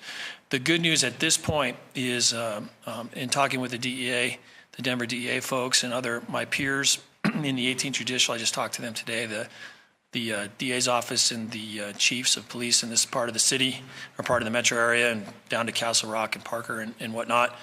And we have not seen this here yet, really. It's really hitting the East Coast pretty good. You're kind of starting to see it in north central United States, like, in Ohio and up in Michigan and stuff like that. But the DA can't explain why it's not here yet. But I'm not stupid. I know it's coming. So if it's cheap and they can get it, and it's hitting like this, and the use is just skyrocketing, I imagine we're going to see it here. We have seen, not so much in Littleton, but Parker has talked about it, Inglewood's talked about an increase in traditional heroin overdoses. And I think that we're seeing an increase in the potency of heroin as well, an increase in the use of heroin. So those are concerns. What can we do about that as a community? I wish I could answer that question. From a law enforcement perspective, we do as much enforcement as we can, but really it's an education and prevention and treatment piece combined with law enforcement. I think, it's easy for me as someone who's not addicted to narcotics to think that it would be crazy to put something like that into your body, but I'm not addicted to narcotics. So people that have different motivations. So I get that, I understand that. We'll do what we can. I think the more media exposure that this gets on the potency and the potential for really bad things to happen on this, the more educated the community will be, and I think the less likely we'll be to see it expand. But it's still coming. People can't help it. Chief, and appreciate some of the education here. A lot of the opioid abuse started with abuse around prescriptions and availability like that. Yep. You're painting a picture that says illegal mail distribution is now putting it into communities. We certainly get mail service here. And having had a prescription earlier this year that just was being automatically renewed by mail, even though I had actually, it wasn't what the issuance of the prescription was, it just kept on coming. I can certainly understand that. Are we seeing any of that, or is there more of this leapfrogging all the way to the mail distribution, as opposed to being in a position to work with social services and hospitals and pharma and medical personnel, as well as, education's always going to be a piece of it. So we're still on the infancy of this, obviously narcotics and illegal narcotics have been around forever. Law enforcement has been battling the war on drugs and all that. So, it's really a partnership, I think, and the Denver metro community, law enforcement community is pretty good about the federal agencies working together with the state and local agencies. We have a very good relationship here. If you ask our federal partners, they love working in Denver, Denver area, because we do have that relationship. We meet regularly, we talk, we share things. I think as far as that type of distribution method, the challenge I already addressed is that by the time that the DEA gets something on a schedule narcotic, it's been changed already.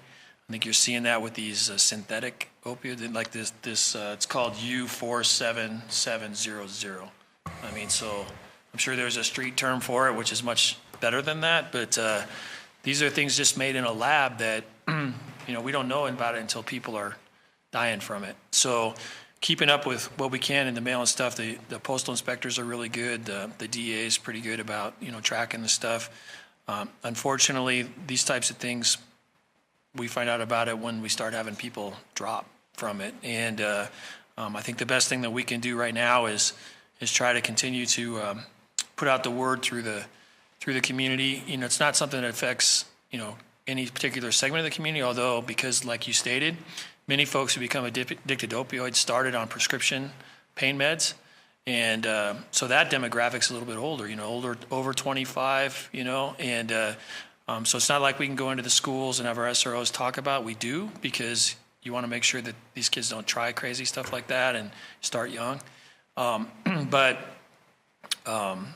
as far as trying to stem this tide, I just don't know yet, and we'll continue to work on it. Well, we have our local hospital, and our medical community is poised, I'll put it that way. I know that Dave Welcher, the sheriff, is poised as well, and Littleton Public Schools as well as Arapahoe Community College are poised. So if at any point in time starts to creep in that a convening of that group is there, we've had some of those discussions. So, but it's one of those things that at least I know we can't arrest and incarcerate out of this issue. This is something that needs to be dealt with on the front end, and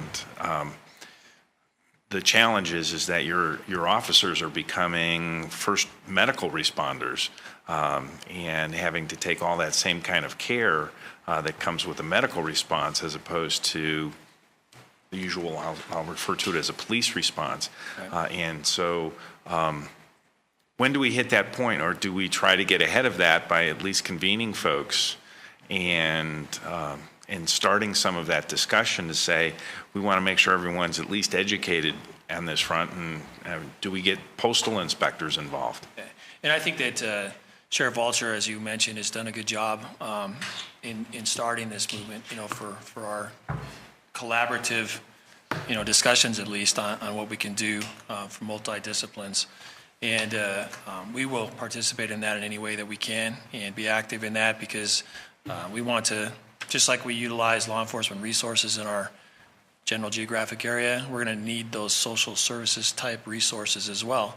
And they're not all within the city of Littleton, right? Yeah, so we will, work as a team like we do so well with the other agencies and other disciplines to collaboratively work on that. And we'll participate in that. And I'll work with Sheriff Walcher, and we'll make sure we're involved. Yeah, I mean, one of the things that just amazed me is hearing both a radio broadcast and reading an article on where folks go to get high.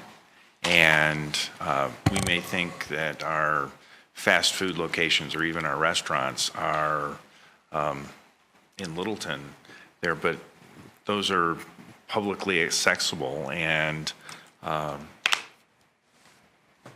just recognizing how a young person can end up being scarred on what they might discover in a public restroom. Yep. Any other questions on that? Chief, you got some other topics tonight? Yeah. Yeah, I'd like to move to the next topic. Doug, did you have something? No. So another topic that obviously is on the national spotlight is police use of force. This is where we really initiated this request for a police department update several months ago. No one can turn on the TV or any social media without seeing a video of some sort of police use of force in the country. So I kind of give you an idea of where we're at in Littleton and what we do here to make sure that our officers are properly trained and equipped and exercise proper judgment in utilizing force. The Littleton Police Department responds, as you know, we go through this in budget and stuff, to approximately 30,000 calls for service per year. That's where officers actually go out and contact folks. Of those, we make approximately 1,400 arrests, and that includes summons and custodial arrests. But that's 1,400 individuals who are facing some sort of criminal charge. In 2016, there were 18 documented use of force incidents, and we document use of force incidents anytime anyone's injured. If we use specific weapons, we use impact weapons like a 40-millimeter launcher, a baton. We use OC spray, a taser deployment, obviously any firearms discharges. Anytime anyone's injured during a use of force, or anytime anybody claims injury during a use of force, or anytime there's circumstances arise where someone could claim an injury we will document that use of force using a specific on-scene investigation, and we fill out specific paperwork. So as I said, there were 18 of those incidents in 2016. We review these annually every year for a couple of reasons. One is part of our CALEA accreditation and our Colorado Association of Chiefs of Police accreditation, but also just as an agency and an organization, just makes sense to keep track of what we're doing on use of force, keep track of our trends. We have identified in the past issues as we review our use of force ongoing throughout the year on modifications we want to make. And so that 18 documented use of force incidents represents less than 1% of all the arrests resulted in the use of force, which is good for, it's a national average, is usually 1% or less for all agencies. What our annual use of force looks like is it's like a 2-page document, with a spreadsheet. I was out in LA, and I'll talk to you about that. This is 2016, Los Angeles Police Department's use of force review. So I'll pass this around. I can't imagine how much this would have cost to publish, but when you see that thing, you'll know, and it's amazing. They have an entire division that does nothing but use of force for them. So I don't even know how many people assigned to that, but it's pretty impressive. So our 18 use of force on 1,400 arrests is compared to, it's a decrease of from 29 use of force incidents in 2015. That was on 1,343 arrests. So we had more, or about the same number of arrests, about 11 more use of force incidents. In 2014, we had 23 use of force incidents on 1,381 arrests, and then in 2013, we had 32 use of force incidents on 1,652 arrests. So we're about even, and our arrests are about the same. So that's one of the things I would look for, is if our arrests are going down, our use of force are going up. I look for those types of things. I think that the having 11 fewer than last year on a similar number of arrests speaks to the professionalism of our personnel. We have done a couple things I'll talk to you about here in a minute about training. I want to break down these stats just a little bit more, and then we'll move on to what we've done. Of the 18 use of force, that was 4 incidents where the taser alone was used. We had 2 where the taser, what we classify as personal weapons. Personal weapons would be hands, knee strikes, punches, fist strikes, kicks, that type of thing. We had 6 incidents where personal weapons alone were used, so our officers would strike someone or knee them or kick them or do what they had to do. 5 were takedowns. On a takedown, it's simple, what you would imagine. You take someone to the ground forcibly. Many times, we would not normally have to do a use of force on that, but if they're injured, scrape a head, scrape something, we'll document the use of force. And then we had 1 use of force incident where no force was used, but that fall into those classifications where they made a claim or there was a situation warranted where there could have been a previous injury and they could later claim that we caused that injury, so we'll document that. So on our use of force policy, and we review the policy regularly, and some of the national trends and the national media information out there has keyed in on a number of topics, and we'll talk about those, but we are constantly looking at our use of force policies and practices to make sure that we are following the national best practices. When it comes to that, that's open to interpretation of what the national best practices are, just like on almost anything else.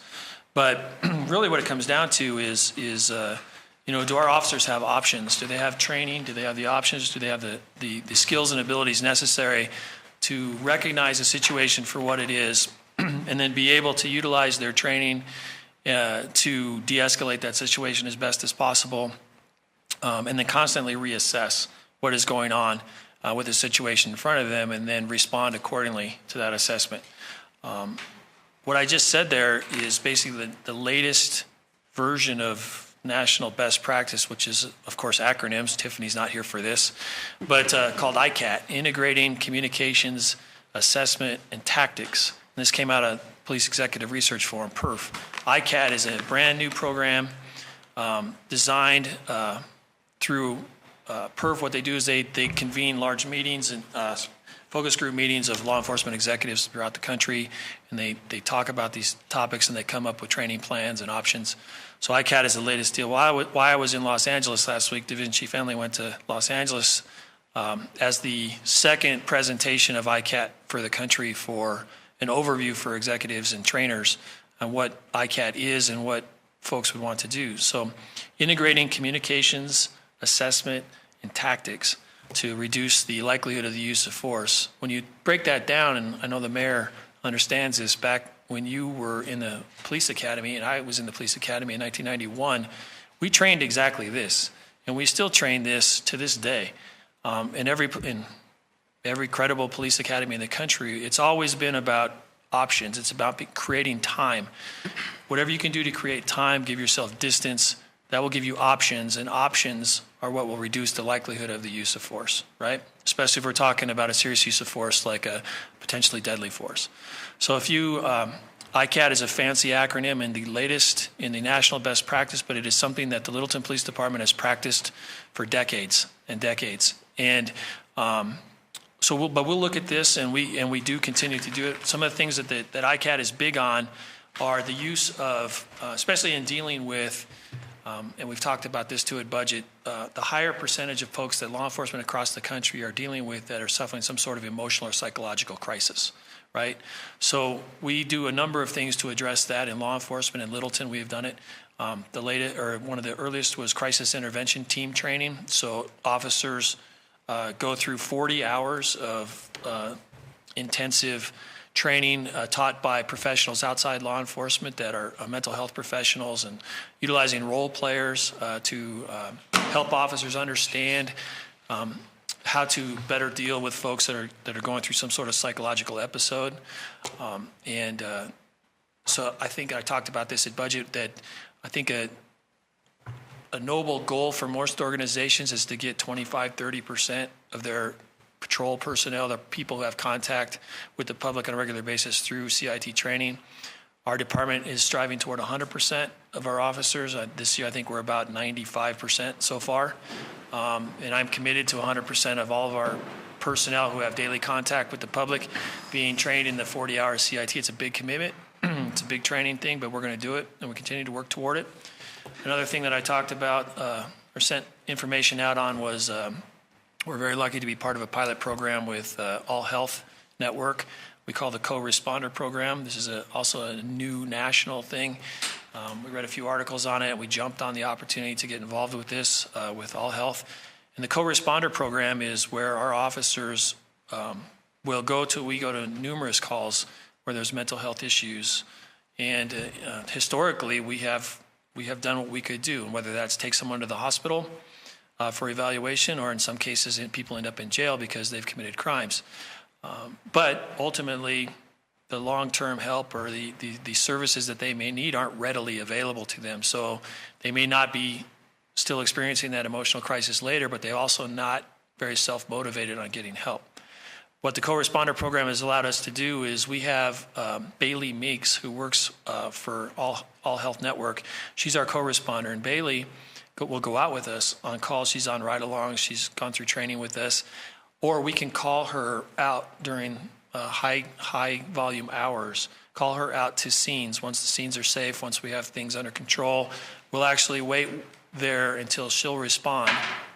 And she can provide and talk to these folks and provide those services and get them into the service pipeline sooner in the process. And other agencies across the country have found that that's been very helpful in reducing these calls in the future, because we do see, as fire sees, a lot of repeat calls for the same folks on this. So we've been doing this actively for a few months now. We're still evaluating and growing on the program, but it's a very positive program. We're very encouraged by it.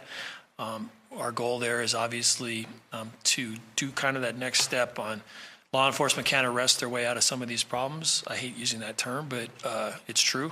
So we can utilize these social services types of resources to help us earlier on in the process. We had always, within the last several years, as part of our CIT, crisis intervention training, all of our officers on every single call, every single mental health call, even when the co-responder is not available, we have for a number of years filled out a referral. So we do report every single call to All Health Network so that they can follow up. That follow-up could take days, So this co-responder program is immediate, and we're very positive, and we do like that. So other issues that we've taken on, when I talked about our use of force review that we do regularly, that affects our policy that we do regularly. We're revising our use of force policy. tweaking it as we go through the use of force in the country. There's kind of I talked about the International Association of Chiefs of Police and PERF, Police Executive Research Forum. I've belonged to both. Most chiefs belong to both. Those two organizations kind of fight. I don't know if they're competing or what, but you guys would never have that in a professional organization, I'm sure. But so there's kind of differing views on use of force. PERF came out with a document and a view on the basic use of force and wanting jurisdictions and to go above what is required by the Supreme Court in Graham v. Connor on the use of force. And basically that is, it all comes down to reasonableness. What would a reasonable officer, given the same set of circumstances, do in that situation, and was the force used reasonable in that situation? And that's on the moment it's happening, not with the benefit of 20/20 hindsight, is the quote from the court. And that's really been, for a number of years, the determination on the lawful use of force. PERF came out also with saying lawful but awful. So when you do see things like that, you'll see those are the high-profile videos you'll see in some circumstances where it may have been a technically lawful use of deadly force, but was it necessary? And so that's where our profession is suffering, on a public scrutiny perspective, in that we do have situations like that. We also, the reality of the situation is we have millions of contacts every year, millions and millions of contacts with law enforcement, and like ours, less than 1% of those end up with use of force, and a very smaller percentage of that are deadly force. So but what we see are the ones where it does turn out bad. So PERF came out with a recommendation that organizations change their policy to require a higher standard than the Supreme Court standard.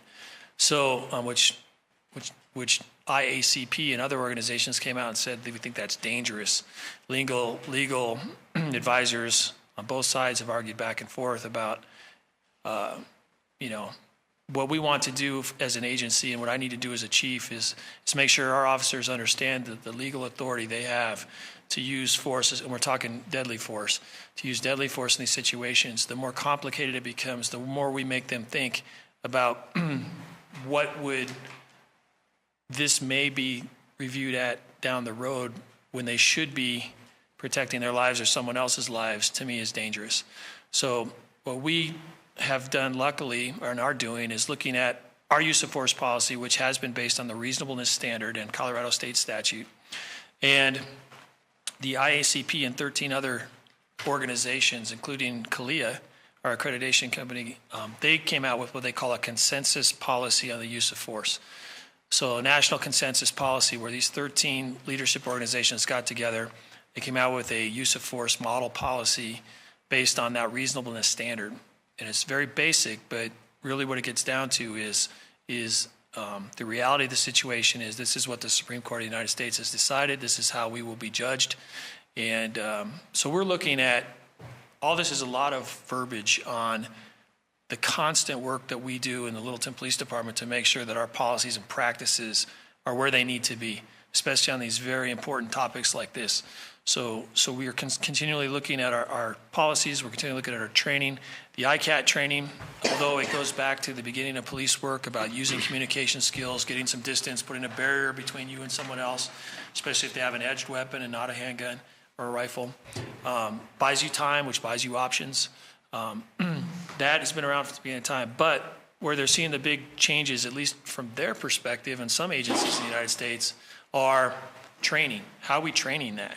It used to be, and you'll still see videos, a lot of these videos out there that you'll see an officer go up against someone with a knife, and it could be from me to the mayor, and the officer just said, drop the knife, drop the knife, drop the knife, like 165 times, screaming, drop the knife, while he's got him at gunpoint, and then eventually he shoots the person, for whatever reason. There's other options. So what can we do? How do we constantly assess? And that's training, really, and one of the great things about Littleton is our opportunity through the way we've built our shifts and our staffing and our patrol teams is that we have a unique opportunity to train our officers very well. The state mandated standard right now is 24 hours of in-service training, which is new. Before last year, we had no mandated in-service training. Now there's 24 hours in a variety of topics. Our officers receive approximately 200 hours of training a year on a variety of topics. A big part of that training that we instituted within the last 2 to 3 years is reality-based scenarios using role players. My goal there is that we can have officers walk in, and this is exactly what ICAT is and what it talks about. And LAPD put on demonstrations of what the training will look like and what it should look like. And it's nothing more than what we already are doing here in Littleton and have done for a number of years, is we want to use reality-based scenarios where I want an officer to not know, like traditionally what we would do in law enforcement is just, you could train on the taser, and then you go into a room and you're gonna have a scenario and you're gonna tase somebody, right? What I want to do is we'll train on a variety of things, and then we'll go into a room, or we just don't train on anything because we've already done it, and we go into scenarios, and you walk into a room, and it could be someone who's experiencing a mental crisis, and they could be armed with a knife. And depending upon how the officer treats that situation will depend on what's going to happen at the end of it. You know, so if that officer uses proper tactics, uses communication, uses teamwork, puts barrier between them and somebody else, uses time, distance, that will resolve successfully with no one being injured. Talk the person out of it, we'll take them safely into custody using proper tactics. If the officer goes in there, escalates the situation, puts himself in a bad strategic position, either that officer is going to get injured or there's going to be a lethal force, potential for a lethal force or other force situation. And then what we've done in the last year and a half or so is we've integrated video into our training. So I've purchased a number of GoPros. They're cheap. We can put them anywhere in the room, and we can get different angles on this training. We also utilize body-worn video that for our training purposes, so that the officers can look at and the instructors can look at how'd you do, what'd you perceive. Our trainers can give them feedback on that stuff. And then you can see it, their perception as they explain it to you, then the video look, and then different angles. And Tyler is, he doesn't know it yet, but he's going to help us with this because he's gifted on what he does with video and stuff. I'm going to show you a video here in a minute. But so we're doing all these things in Littleton, and I want you guys to know that it's made possible, obviously, through your help and cooperation, you know, and budget time and stuff like that. But your department is tremendously restrained, and I think sometimes almost to the point where I think they jeopardize themselves a little bit. But any of those incidents that I just talked to you about when I started this presentation could have very easily ended up in a lethal force encounter, totally justified, totally legal, and our officers could have done that, and they don't, and they haven't. And I can't tell you how many times, probably at least a half a dozen times in the last 4 years, where officers had confrontations from actively aggressive people with swords, with knives, with scissors they broke in half, coming at the officers with two hands. And the officers were able to utilize teamwork and tactics and safely take these people into custody with no one being seriously injured. It's amazing. We could have had easily a half dozen shootings in this city in the last 4 years, legal shootings, and we don't. They're doing a great job. And they take their training seriously, and I'm really proud of them. Any questions on that? Yes. Great work, Chief. The part that all of this is building to is trust on the part of the community with your staff.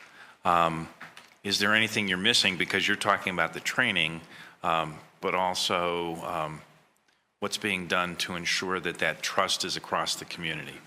So, thank you. So I always tell our officers, and they know it, but it's just an amazing feeling to work in Littleton because of the support that the community has here for our officers.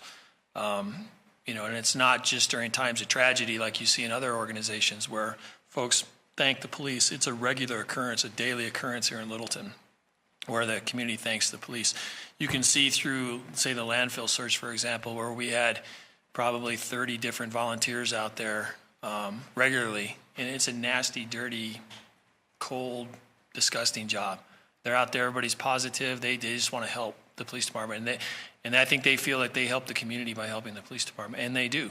And I've talked about during budget and all the time about the Ferguson effect on law enforcement. It's a real thing where officers have felt like they've been second guessed. They feel like they're at high risk if they make discretionary stops, so they won't make those discretionary stops. And we don't have to make discretionary stops. Our officers are good enough at not making that type of thing, but still producing and showing that they're working. There's a lot of safe things we can do out there that probably don't do a lot to prevent crime, right? How we can't measure how we prevent crime, but I can tell you the more discretionary stops we make, the proper legal good choices we make on discretionary stops, the higher likelihood we're going to prevent crime. So if you have someone rolling through Littleton looking to do a burglary or a robbery and they get stopped for a traffic violation, they're probably going to keep on rolling and then go do something somewhere else. But the officers don't have to make that traffic violation stop. They could turn right, like I've talked about before, and go do something else. When you're supported by your community, like our officers in Littleton are supported, they have the confidence to make that stop because they know if they end up using force on something like this, like they did last year 18 times or whatever, or God forbid we have to use lethal force on someone, we know they're confident that the community in Littleton will support them. Well, they will be, obviously, I'm talking about a legitimate situation, right? The Littleton community here will be, we're sorry you had to make that decision to our officers, right? As opposed to marching on City Hall. And I think that says a lot about our community relationship. Our officers work hard to maintain that relationship. Our community demonstrates their love for us every day, and it makes a big difference. Anything else on that? Yes. I had an email from somebody specifically about training for de-escalation, Yes. which looks like you've pretty much covered that. Do you feel like there's adequate training with all the 100 hours and that's appropriate and necessary? I feel like we do have adequate training. I'm always kind of a perfectionist, and I love training personally. I really, really like the scenario-based training. Very difficult to put on. It's time-consuming. It's tough to find. I'd like to institute, like trained professionals into it too, like NYPD does. I'm going to actually be in New York. I have a very dear friend who is now the Deputy Commissioner of Training for the NYPD. So I'm going to be in New York in July, and I'm going to go see her in the NYPD Academy. They have a great program where they use trained actors and everything like that to do some of that. So I'm hoping to look at some of that when I'm out there. I'd like to take it to that level. I don't know if we can. I'm sure there's community members here. We have volunteers that love to help us with this stuff, and they have in the past. So we're always evolving. De-escalation is the latest buzzword, but as the mayor can tell you, it's something we've done in law enforcement since the beginning of time. Because if I weren't able to de-escalate, I would not be sitting here right now. Because my mouth got me, hard to believe, my mouth got me out of a lot of trouble, on my days on the street. You can really, a talented communicator in a uniform can really do a lot of good. Or a not so talented communicator in uniform can cause a lot of harm.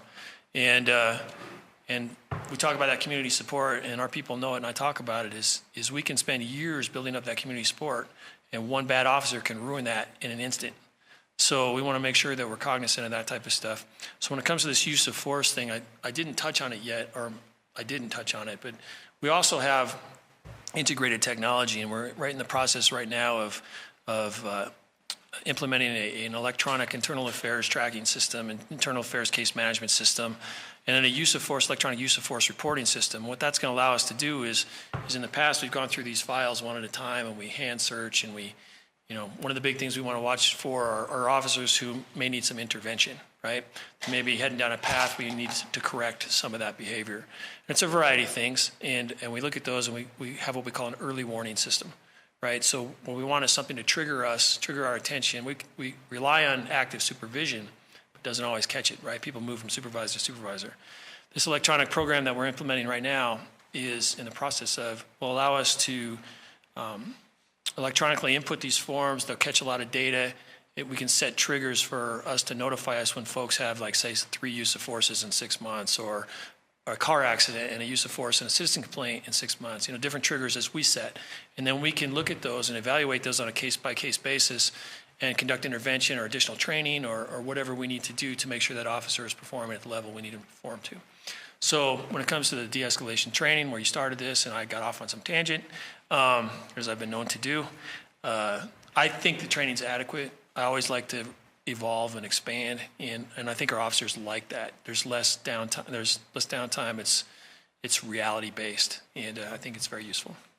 I know we were dinged by a consultant a few years ago for spending too much time on training, but I would rather spend the money on training and the time on training and avoid. Yeah. So Yeah, I think the biggest argument too is that because we're such a safe community, and although I've talked about some of our higher profile issues, our officers don't get a lot of volume, right? Repetition is important.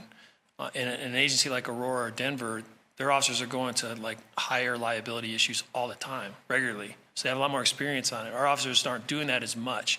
So how do we combat that, or how do we adjust for that? It's training, right? So a low frequency, high liability issue is something we really worry about. So we trained to address those because we have no other option to do so.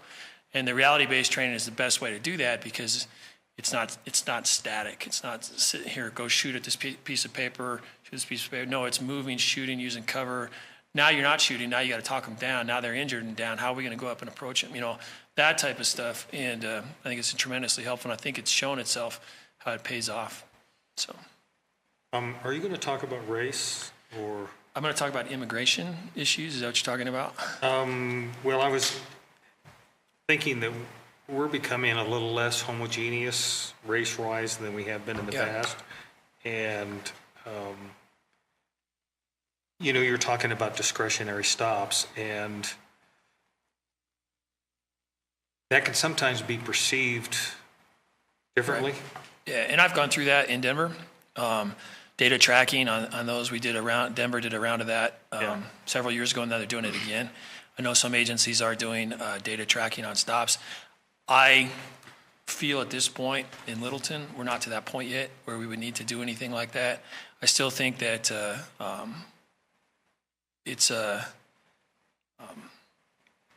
think if we started to receive some complaints or some feedback from the community that maybe our practices aren't what they should be, that's something that would pique obviously my interest, and we look at that. And we are not receiving that type of information yet. Based on my experience and talking with my peers, you know, I think I'm pretty aware of what that would look like is from this level, you know, is what kind of community input we would get on it. And we have received nothing of that nature yet.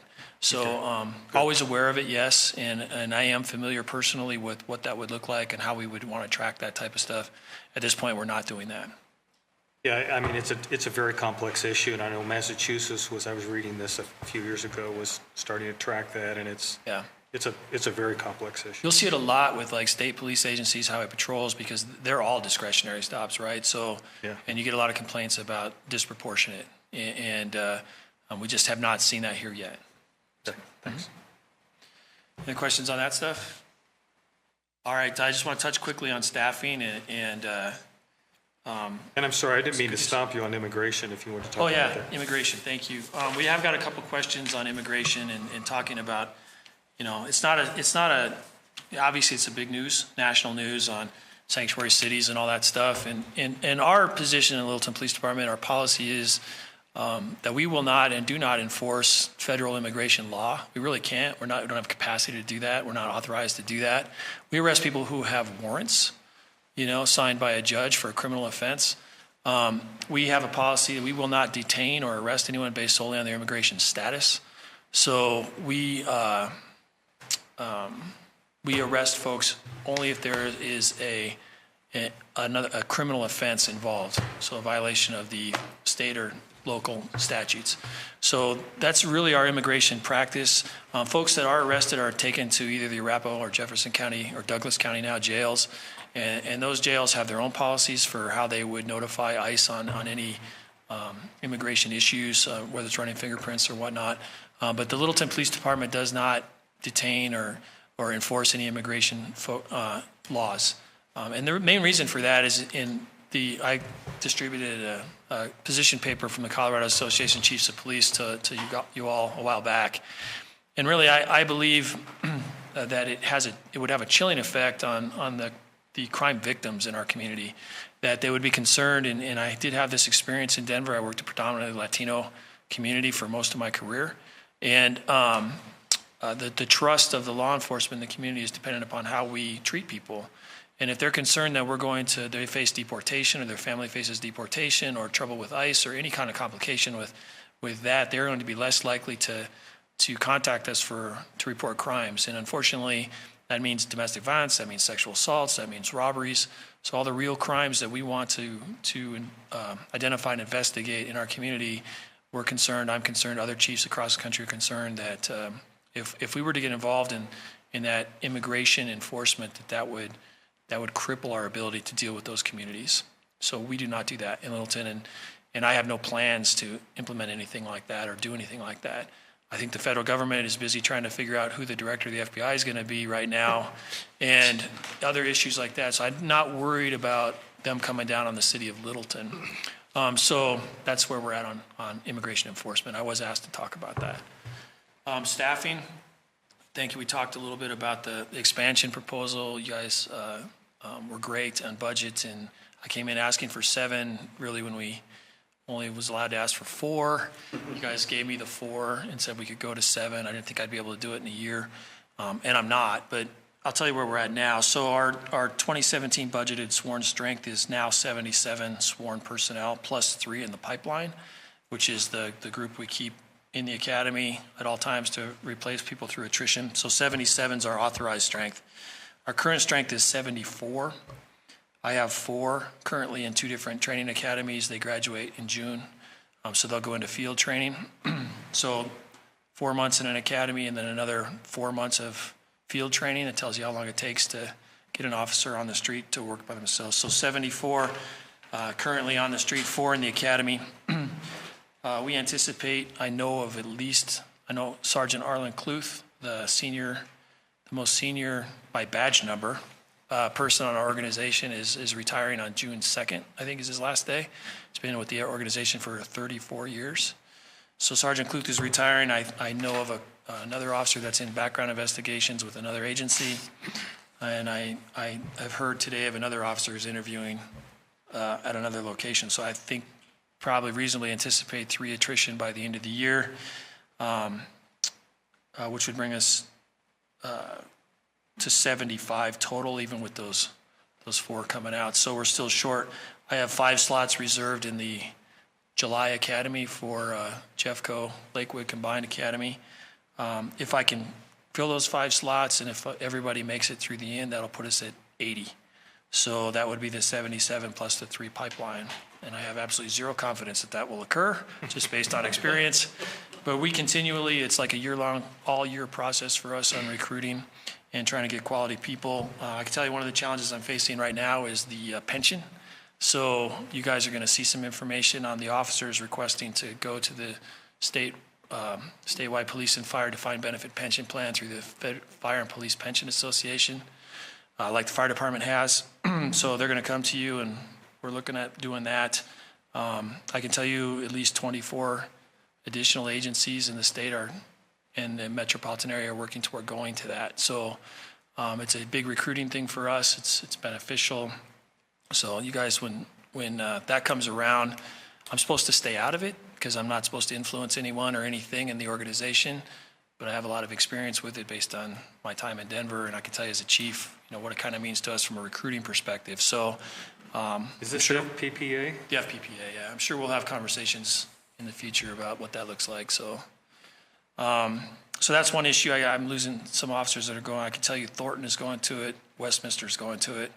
So, and I know many others are in the process. The reason they're all doing it now is there was a moratorium in effect by the FPPA for a couple of years while they worked out some different issues with contribution limits and stuff like that. So that moratorium was just lifted. So now there's 24 agencies in the queue, including us, that are looking at what that would look like for us. So you guys are going to hear more about that in the future. The other thing, we can't, summer retirements, obviously that's going to happen. We do lose a few officers to larger agencies like Aurora. So I haven't lost anybody to Denver yet. I try to talk them out of that. But that's where we're at on the staffing. So we've made tremendous progress. We have 6 people on a patrol team. 2 years ago, we had 4 on a patrol team because we were so short. So in the last 2 years, we've made great progress and continue to work toward it. Finally, on budget, I have some good news. On our long-term capital projects, we have $1 million penciled in for a replacement of our aging and not so great computer-aided dispatch CAD and records management systems. We got a little bit lucky in the fact that the Arapahoe County Sheriff's Office decided to replace their CAD system and then kind of deep into the process realized it might be better for them with the vendor if they went to a consolidated or a regional CAD. So they outreached to 5 or 6 agencies in this part of the town in Arapahoe County and talked to us about it. And we weren't ready to move on that yet. We were starting our research on CAD RMS replacement, getting a team together. And we had identified this vendor, Tritech, is probably one of the leading vendors. And then we found out that the E911 Authority, the Arapahoe County E911 Authority, will foot the bill for basically the entire CAD project for the city of Littleton and any other city that joins the regional CAD. So that's about a $300,000, $350,000 price tag that the E911 Authority has agreed to pay for. So we jumped on that. You're going to see an IGA here coming pretty soon in front of you about what that looks like. But ultimately what it means is for virtually no cost, which I'm always a little leery of, we can replace at least our CAD system and go to a regional CAD system, which gives us the opportunity, and the agencies involved in the regional CAD are Arapahoe County would be the main thing, and then it's like a hub and spoke system.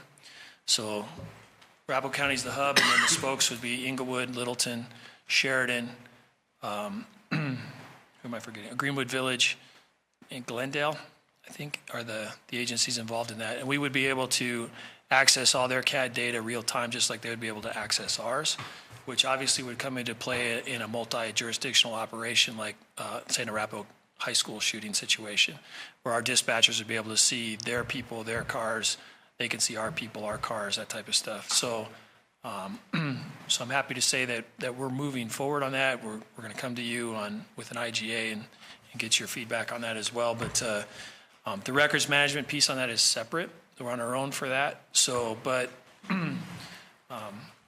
from that $1 million placeholder, we should be able to subtract that $350,000 to move forward on this consolidated CAD. It's something we have to do, obviously, because our current system is costing us like $30,000 every time we want to do anything with it because the vendors charge us that stuff. So that's tough. And that's pretty much what I have. Any questions or comments? Great. Any final questions for the chief? No. Well done. Thank you. Thanks, Chief. Thank you very much, Chief. We appreciate you coming in and going into a considerable amount of detail on some of those issues, because if we don't hear it from you, we don't hear it otherwise. So it's time well spent. Thank you. Thank you. Absolutely. Thanks, Chief.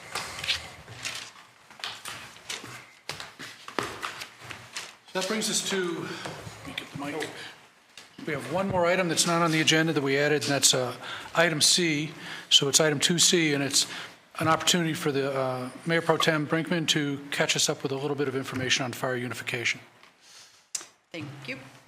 So I had told you guys at the last meeting that there are 5 of us, one representing each of the fire districts, myself, our 2 partners, Cunningham and South Metro, and we are all the electeds that represent, and we met Friday. I got to interrupt just 1 second. Didn't you say that a video? Yeah, I didn't want to jump. That's what it's yeah, I got a 5-minute video that I want to show because Tyler put it together. In case Okay, let's go. Yeah, I'm sorry. I'm sorry, I didn't know you had it. Yeah, it's way more exciting.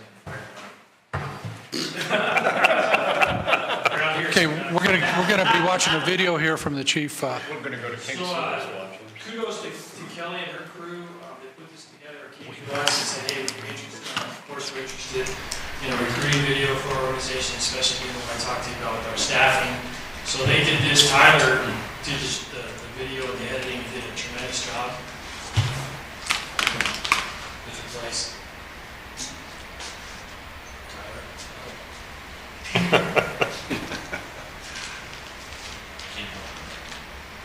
Chief, I'm gonna turn the lights just a little bit. Yeah, we want to be able to see this more clearly.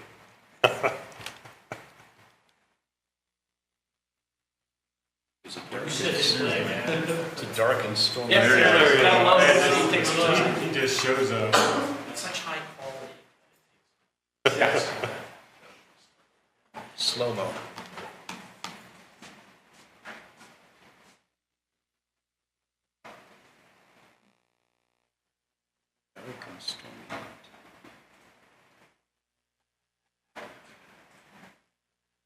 Disconnected from its clients.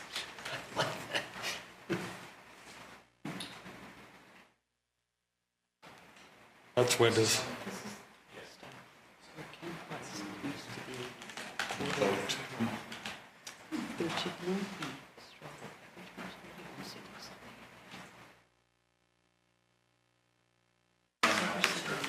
You guys want to finish this after?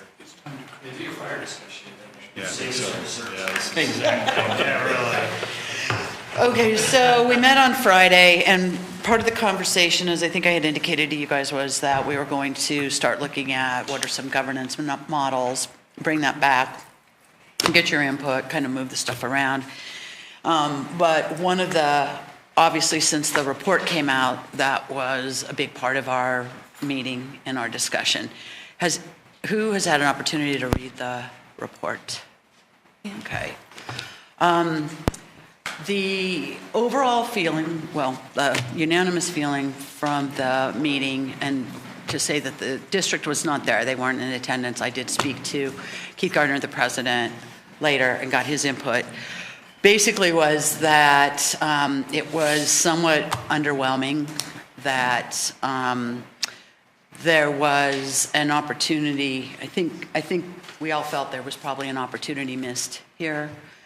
The content was lacking a lot of the substance we were looking for and expected. We had a conversation about what we each spoke to when the chiefs visited, and everybody felt as though that was essentially missing from this. So there was not a great deal of enthusiasm for what we had here, just in terms of information. We did think it was very nicely done, and sarcastically somewhat called it a bit of a brochure, a marketing piece. I'm being very honest with you guys because I think this is such a large issue. One of the commitments that the five of us have made, we call ourselves the Five Alarm Group, but one of the commitments that we made is to be very honest and to take back that honesty to our boards, because we feel that, you know, this, whatever happens, it needs to be based on a level playing field of information. So what I'm going to recommend in terms of this at this point is, number one, our third-party consultant is reviewing it. They've, by calendar, they have asked for 30 days. It could take less time, it could take more. I talked to Mark about this. They're also considering other options and alternatives. So in 30 days, we should have a lot more information from them that they've kind of dissected through. On Friday, we have a partners meeting. And so what I would like to do is to be able to go back to that partners meeting with any input that you guys may have. It doesn't need to be questions. It can be just thoughts or comments that you would like to have shared at that meeting.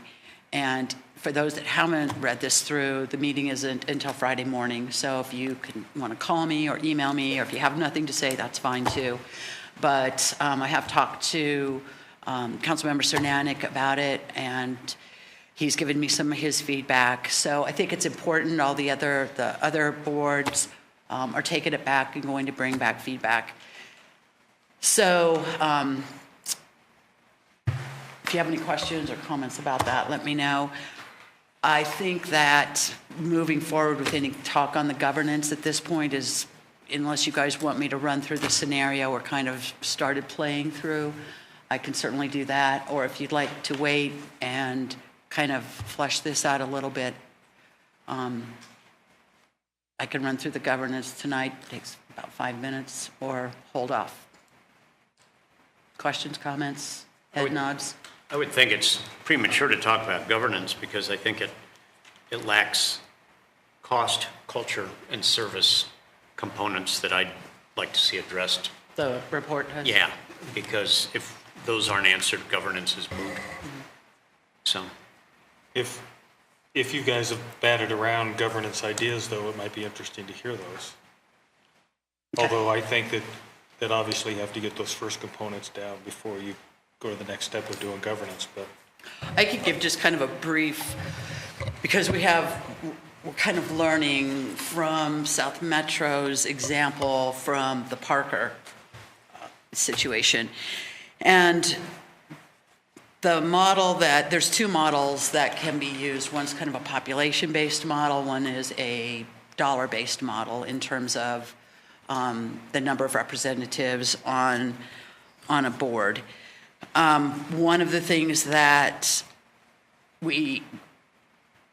is clear is that regardless of what we do, there will have to be a mill levy adjustment to the point where all the partners are paying the same mill levy.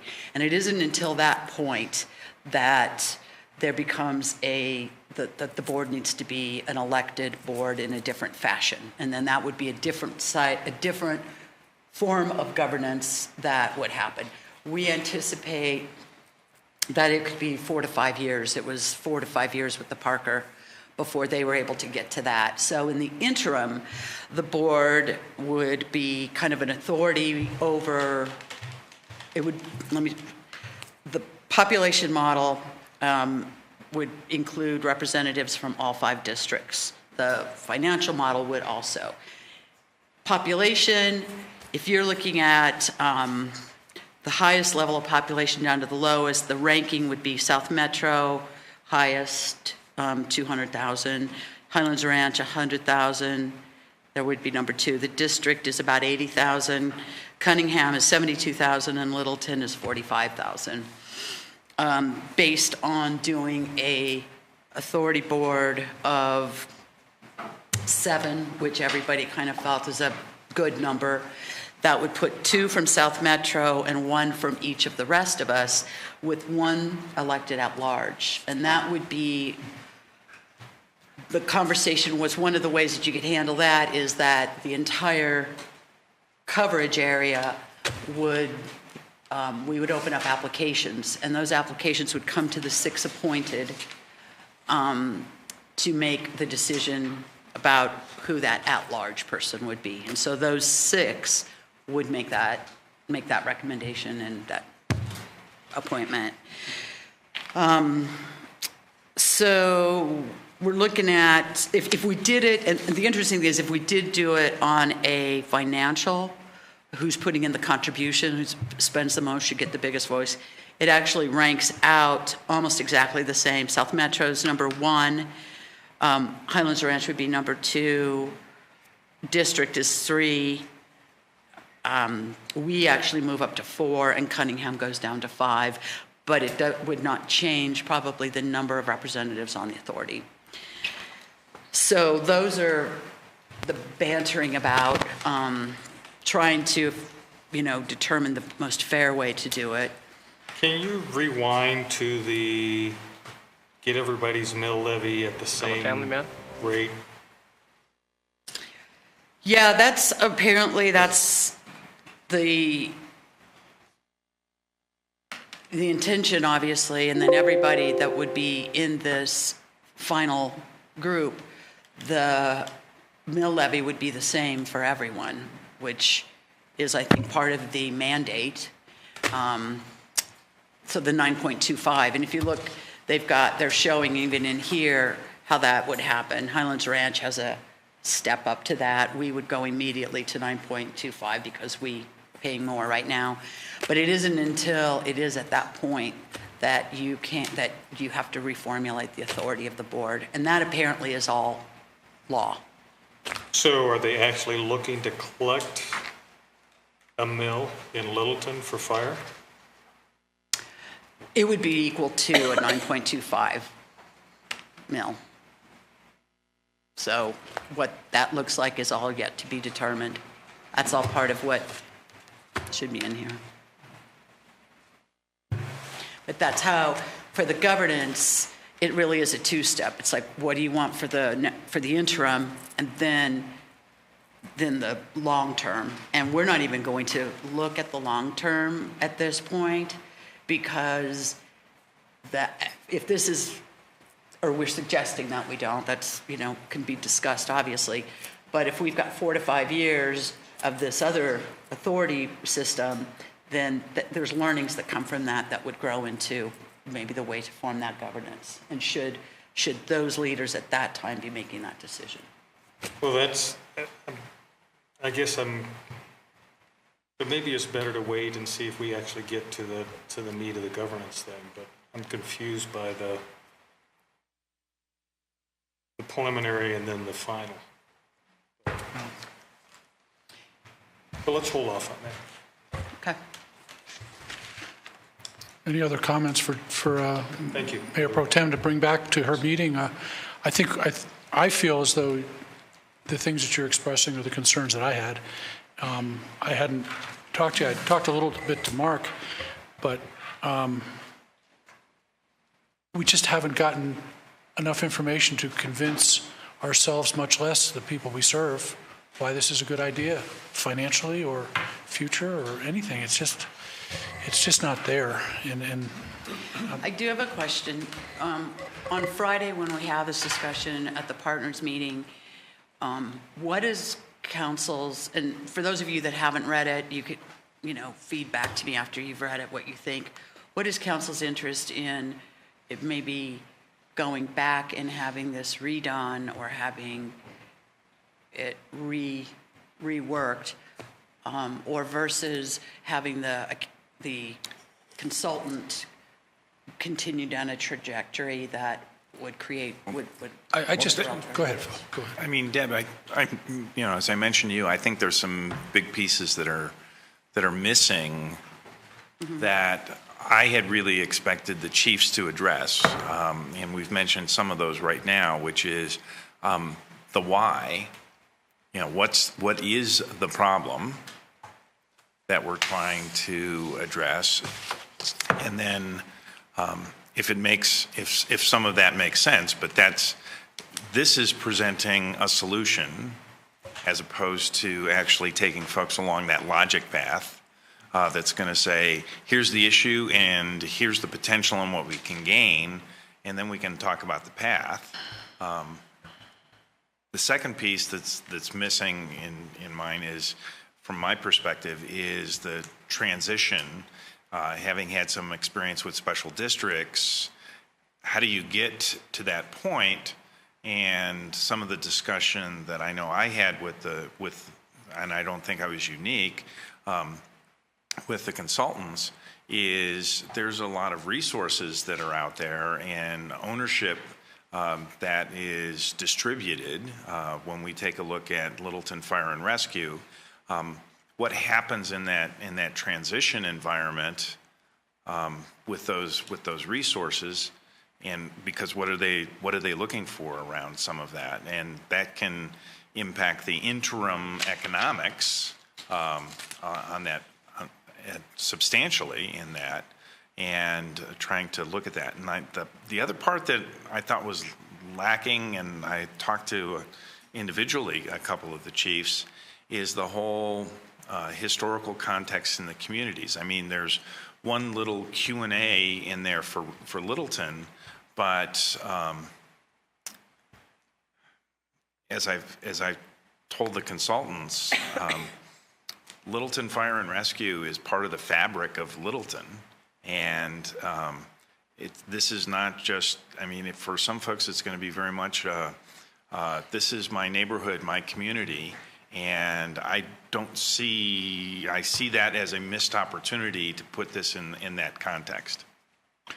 Yeah, and I want to, what Phil just said, amplify it one more step.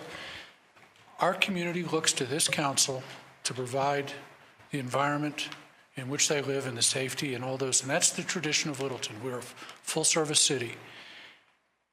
I would have a hard time trying to explain why a city of 43 or 44,000 people had one representative on a board for their fire safety.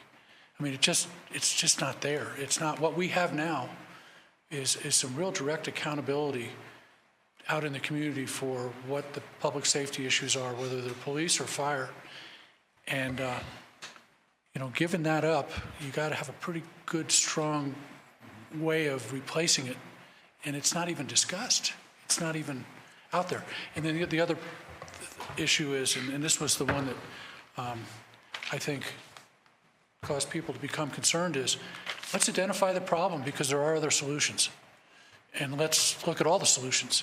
And as one discussion that I had with the consultants was, and I think we all may have, is a solution is there could be a 44,000 population fire department, and it could be called Littleton Fire Department, and it might not have a district, and it might not have a client with Highlands Ranch, or it might.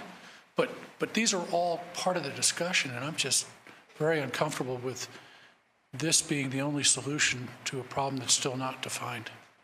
So you would probably prefer more of a, have the consultant continue to vet this out and then bring the options back into the elected boards? Yeah, I think so. I think we're accountable to our public from now to the end. So I think all of that is really important, what's been said. I have another issue. It's my understanding that nobody in the Littleton Fire Department, well, I'll back this up. We have a chief, but that chief probably won't be a chief, the chief, whatever. We have different ranks in the department that they may not have those ranks because they're going to be part of a larger one. But everybody is guaranteed, if I understand this right, the salary that they currently make. So if the chief is not a chief and he's drops down the pipeline a bit, he still gets paid that. So I'm curious how much extra we'll be paying because those people won't be reduced in compensation, even though they won't have the same function, if I'm understanding. How much extra will we be paying? Well, if we're now paying, how much we pay the chief now, do you remember? I do not know. Oh, Just I know pick an it's, amount. Let's say $130,000. what? I think, just say $130,000, just to pick an amount. So say that. I doubt that he would have a position in this new setup that would be comparable to that pay. Based on what I'm understanding. So I'm wondering how much is extra, how much will be paid that isn't really for the position that the person is now serving in. Yeah, and they actually did address that a little bit in the report because they talked about the fact that people will be absorbed in the initial phases, but as attrition happened, those positions would not be replaced. No, I know, but it's a phase out of those costs over time. But I think it comes back again, as I said earlier, it's cost, culture, and service. Well, yeah, but that's all part how of it. long will a phase take to essentially get to that absorption piece? It's just important information in the decision Absolutely. process. But the other issues that were raised, including particularly what Bruce said, are really important to me. Well, and as you're reading through it, there's a couple of things I would love to have your feedback on. Number one, the mutual aid they're talking about with West Metro to serve the district, which we just did. So thoughts on that. Number two, the really enthusiastic move to get 4 on a truck and to look at not having full ALS, but augmenting some EMT to help provide the opportunity to put 4 on a truck. That's something that we have always policied quite opposite of that. I think those are the types of things that it may need to look different if everything looks different, but that's a service level. As Bill said, that goes straight to that service level for the community. And so those are the types of things that the group that the 5 of us have some real issues and concerns about. Highlands Ranch is also somewhat concerned that they will be paying more. They do have probably the best deal right now. I don't know if they're watching, I'm going to get shot at on Friday. But they also are expecting 2 stations, and this allows for 1 station. And when you look at the map and you look at what's going on, is that adequate? They're looking at moving some things around. So if you could, and take back some substantive concerns on that stuff too. So that's really what I've got. And regarding the governance issue, Doug, I have, the South Metro has some of the legal requirements for the 2 stages. So I will get those documents and we can take a look at those, and then that'll kind of help guide what if we need to continue conversation there. We may need to look at that stuff too, because even if we do look at how we would work still, the 3 of us together, but without something, could that governance change to be maybe something that's more amenable to the partners? I don't know. Those are options. I guess I don't want to get a whole bunch into governance because we haven't got past the first step, but my concern is having a person on a board only gets you halfway there. Mm-hmm. Because the other factor is voting in the elections where they do mill levy increases. Mm-hmm. Because if we just have a representative on the board and yet our 40,000 citizens don't vote in the actual elections where they make a determination on what they're going to set the mill levy to, then we're stuck paying an equivalent. And those decisions go back to the elected bodies in the communities. Those decisions do not, that comes back to the city council or the Highlands Ranch Metro Board or whichever the elected bodies in the community, because that's a money tax thing. So that is not made by the board. I haven't read the report I just got tonight. When is the consultant going to come back to us with their? Because I haven't read it yet. 30 days. When is the consultant going to come back? When did the consultant get this? They got it last week, about midweek. Wednesday. So they need 30 days. Maybe 30 days. Maybe 30 days. Okay, yeah. And as Mayor Pro Tem kind of commented, we're going to have this meeting here with the partners on Friday. We're going to confirm that schedule with them. So we'll have more information to share. I might also just add to this that if you remember in my report last week, I mentioned the fact that I did ask, I think it was last week, I did ask the consultant to provide 2 other proposals here. We'll probably talk through some of that even on Friday here, see where the partners may want to take that. One of which was to look at some much more detailed analysis of the existing partnership and whether or not we want to do that now or later or how that might play out. Yeah, because I really just feel like I need more information from all over the place. Appreciate that. Mm-hmm. Yeah. Okay, now the cartoon. Chief, you ready to run your? This better be good, Chief.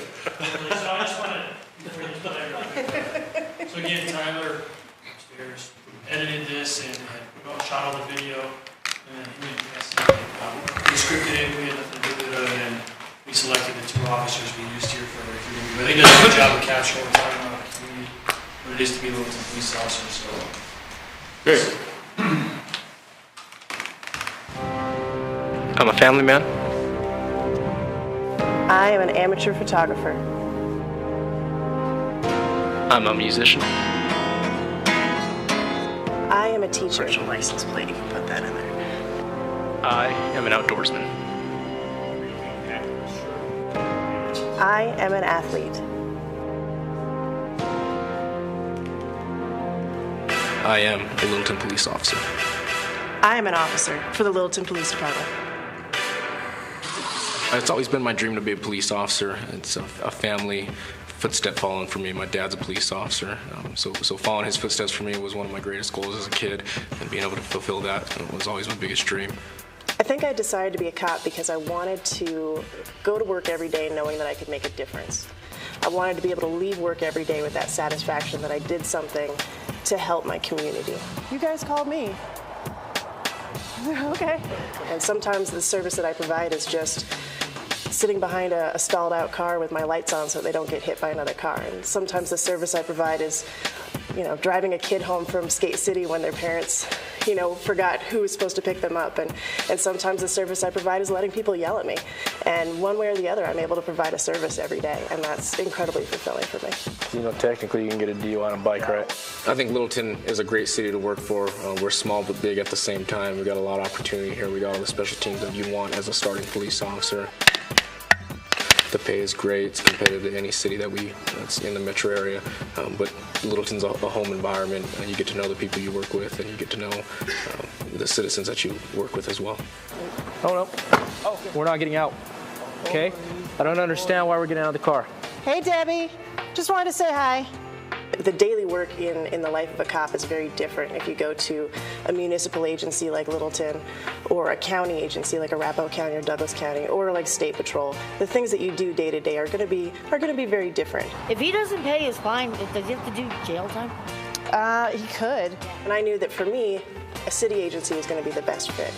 Something that attracted me to Littleton was the opportunity to work with multi-jurisdictions as well as the city itself. And like I said, the city is small but big at the same time, so being involved with the city and the citizens from a community standpoint was big for me. What drew me to Littleton specifically was the size of the agency. It's a nice kind of medium-sized agency. Right now we have 73 sworn personnel. And it's great because it's big enough that we're able to offer lots of special assignments, lots of opportunities, lots of things that really little agencies can't offer. But at the same time, it's small enough that I know everybody.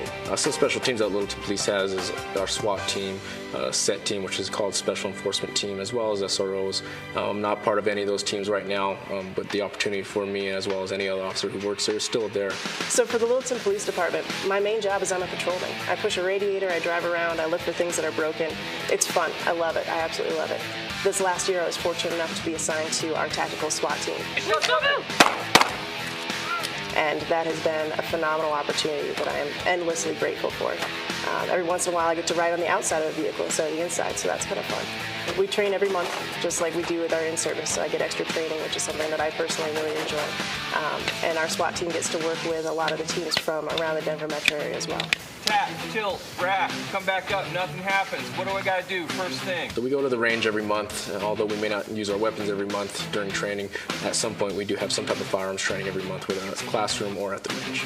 I'm fortunate enough to be part of the SWAT team, which means I get to train twice a month, which is fantastic. Whereas here, my thumbs are safe, and then I don't have this like, okay, I've got his hands, now what? I'm also an instructor for several of our different skills.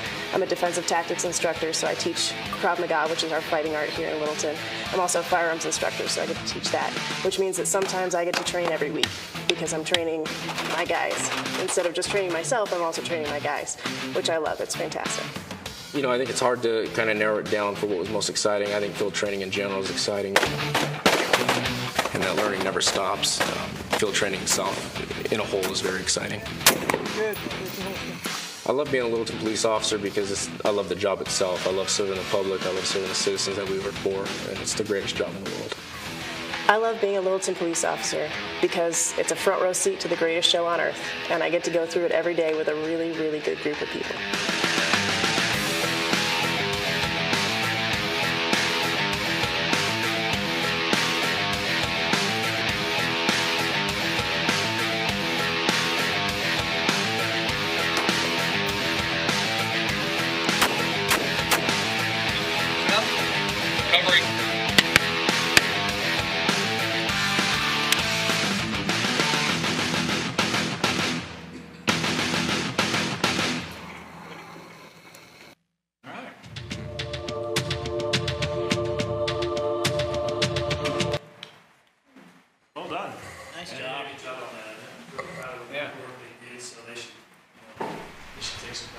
I'd be happy to show that anywhere in the nation. You see a lot of videos, and we get feedback, law enforcement gets feedback on, a lot of recruiting videos show nothing but the car chase and the firearms and that stuff. And the reality of police work is it's all the other stuff too. And we have to do both, like we talked about here. And I think they did a great job capturing all that, so especially the Littleton field too. So it's pretty good. So, Thank you, Chief. Thank you. Thank you, sir. I think we're done. All right.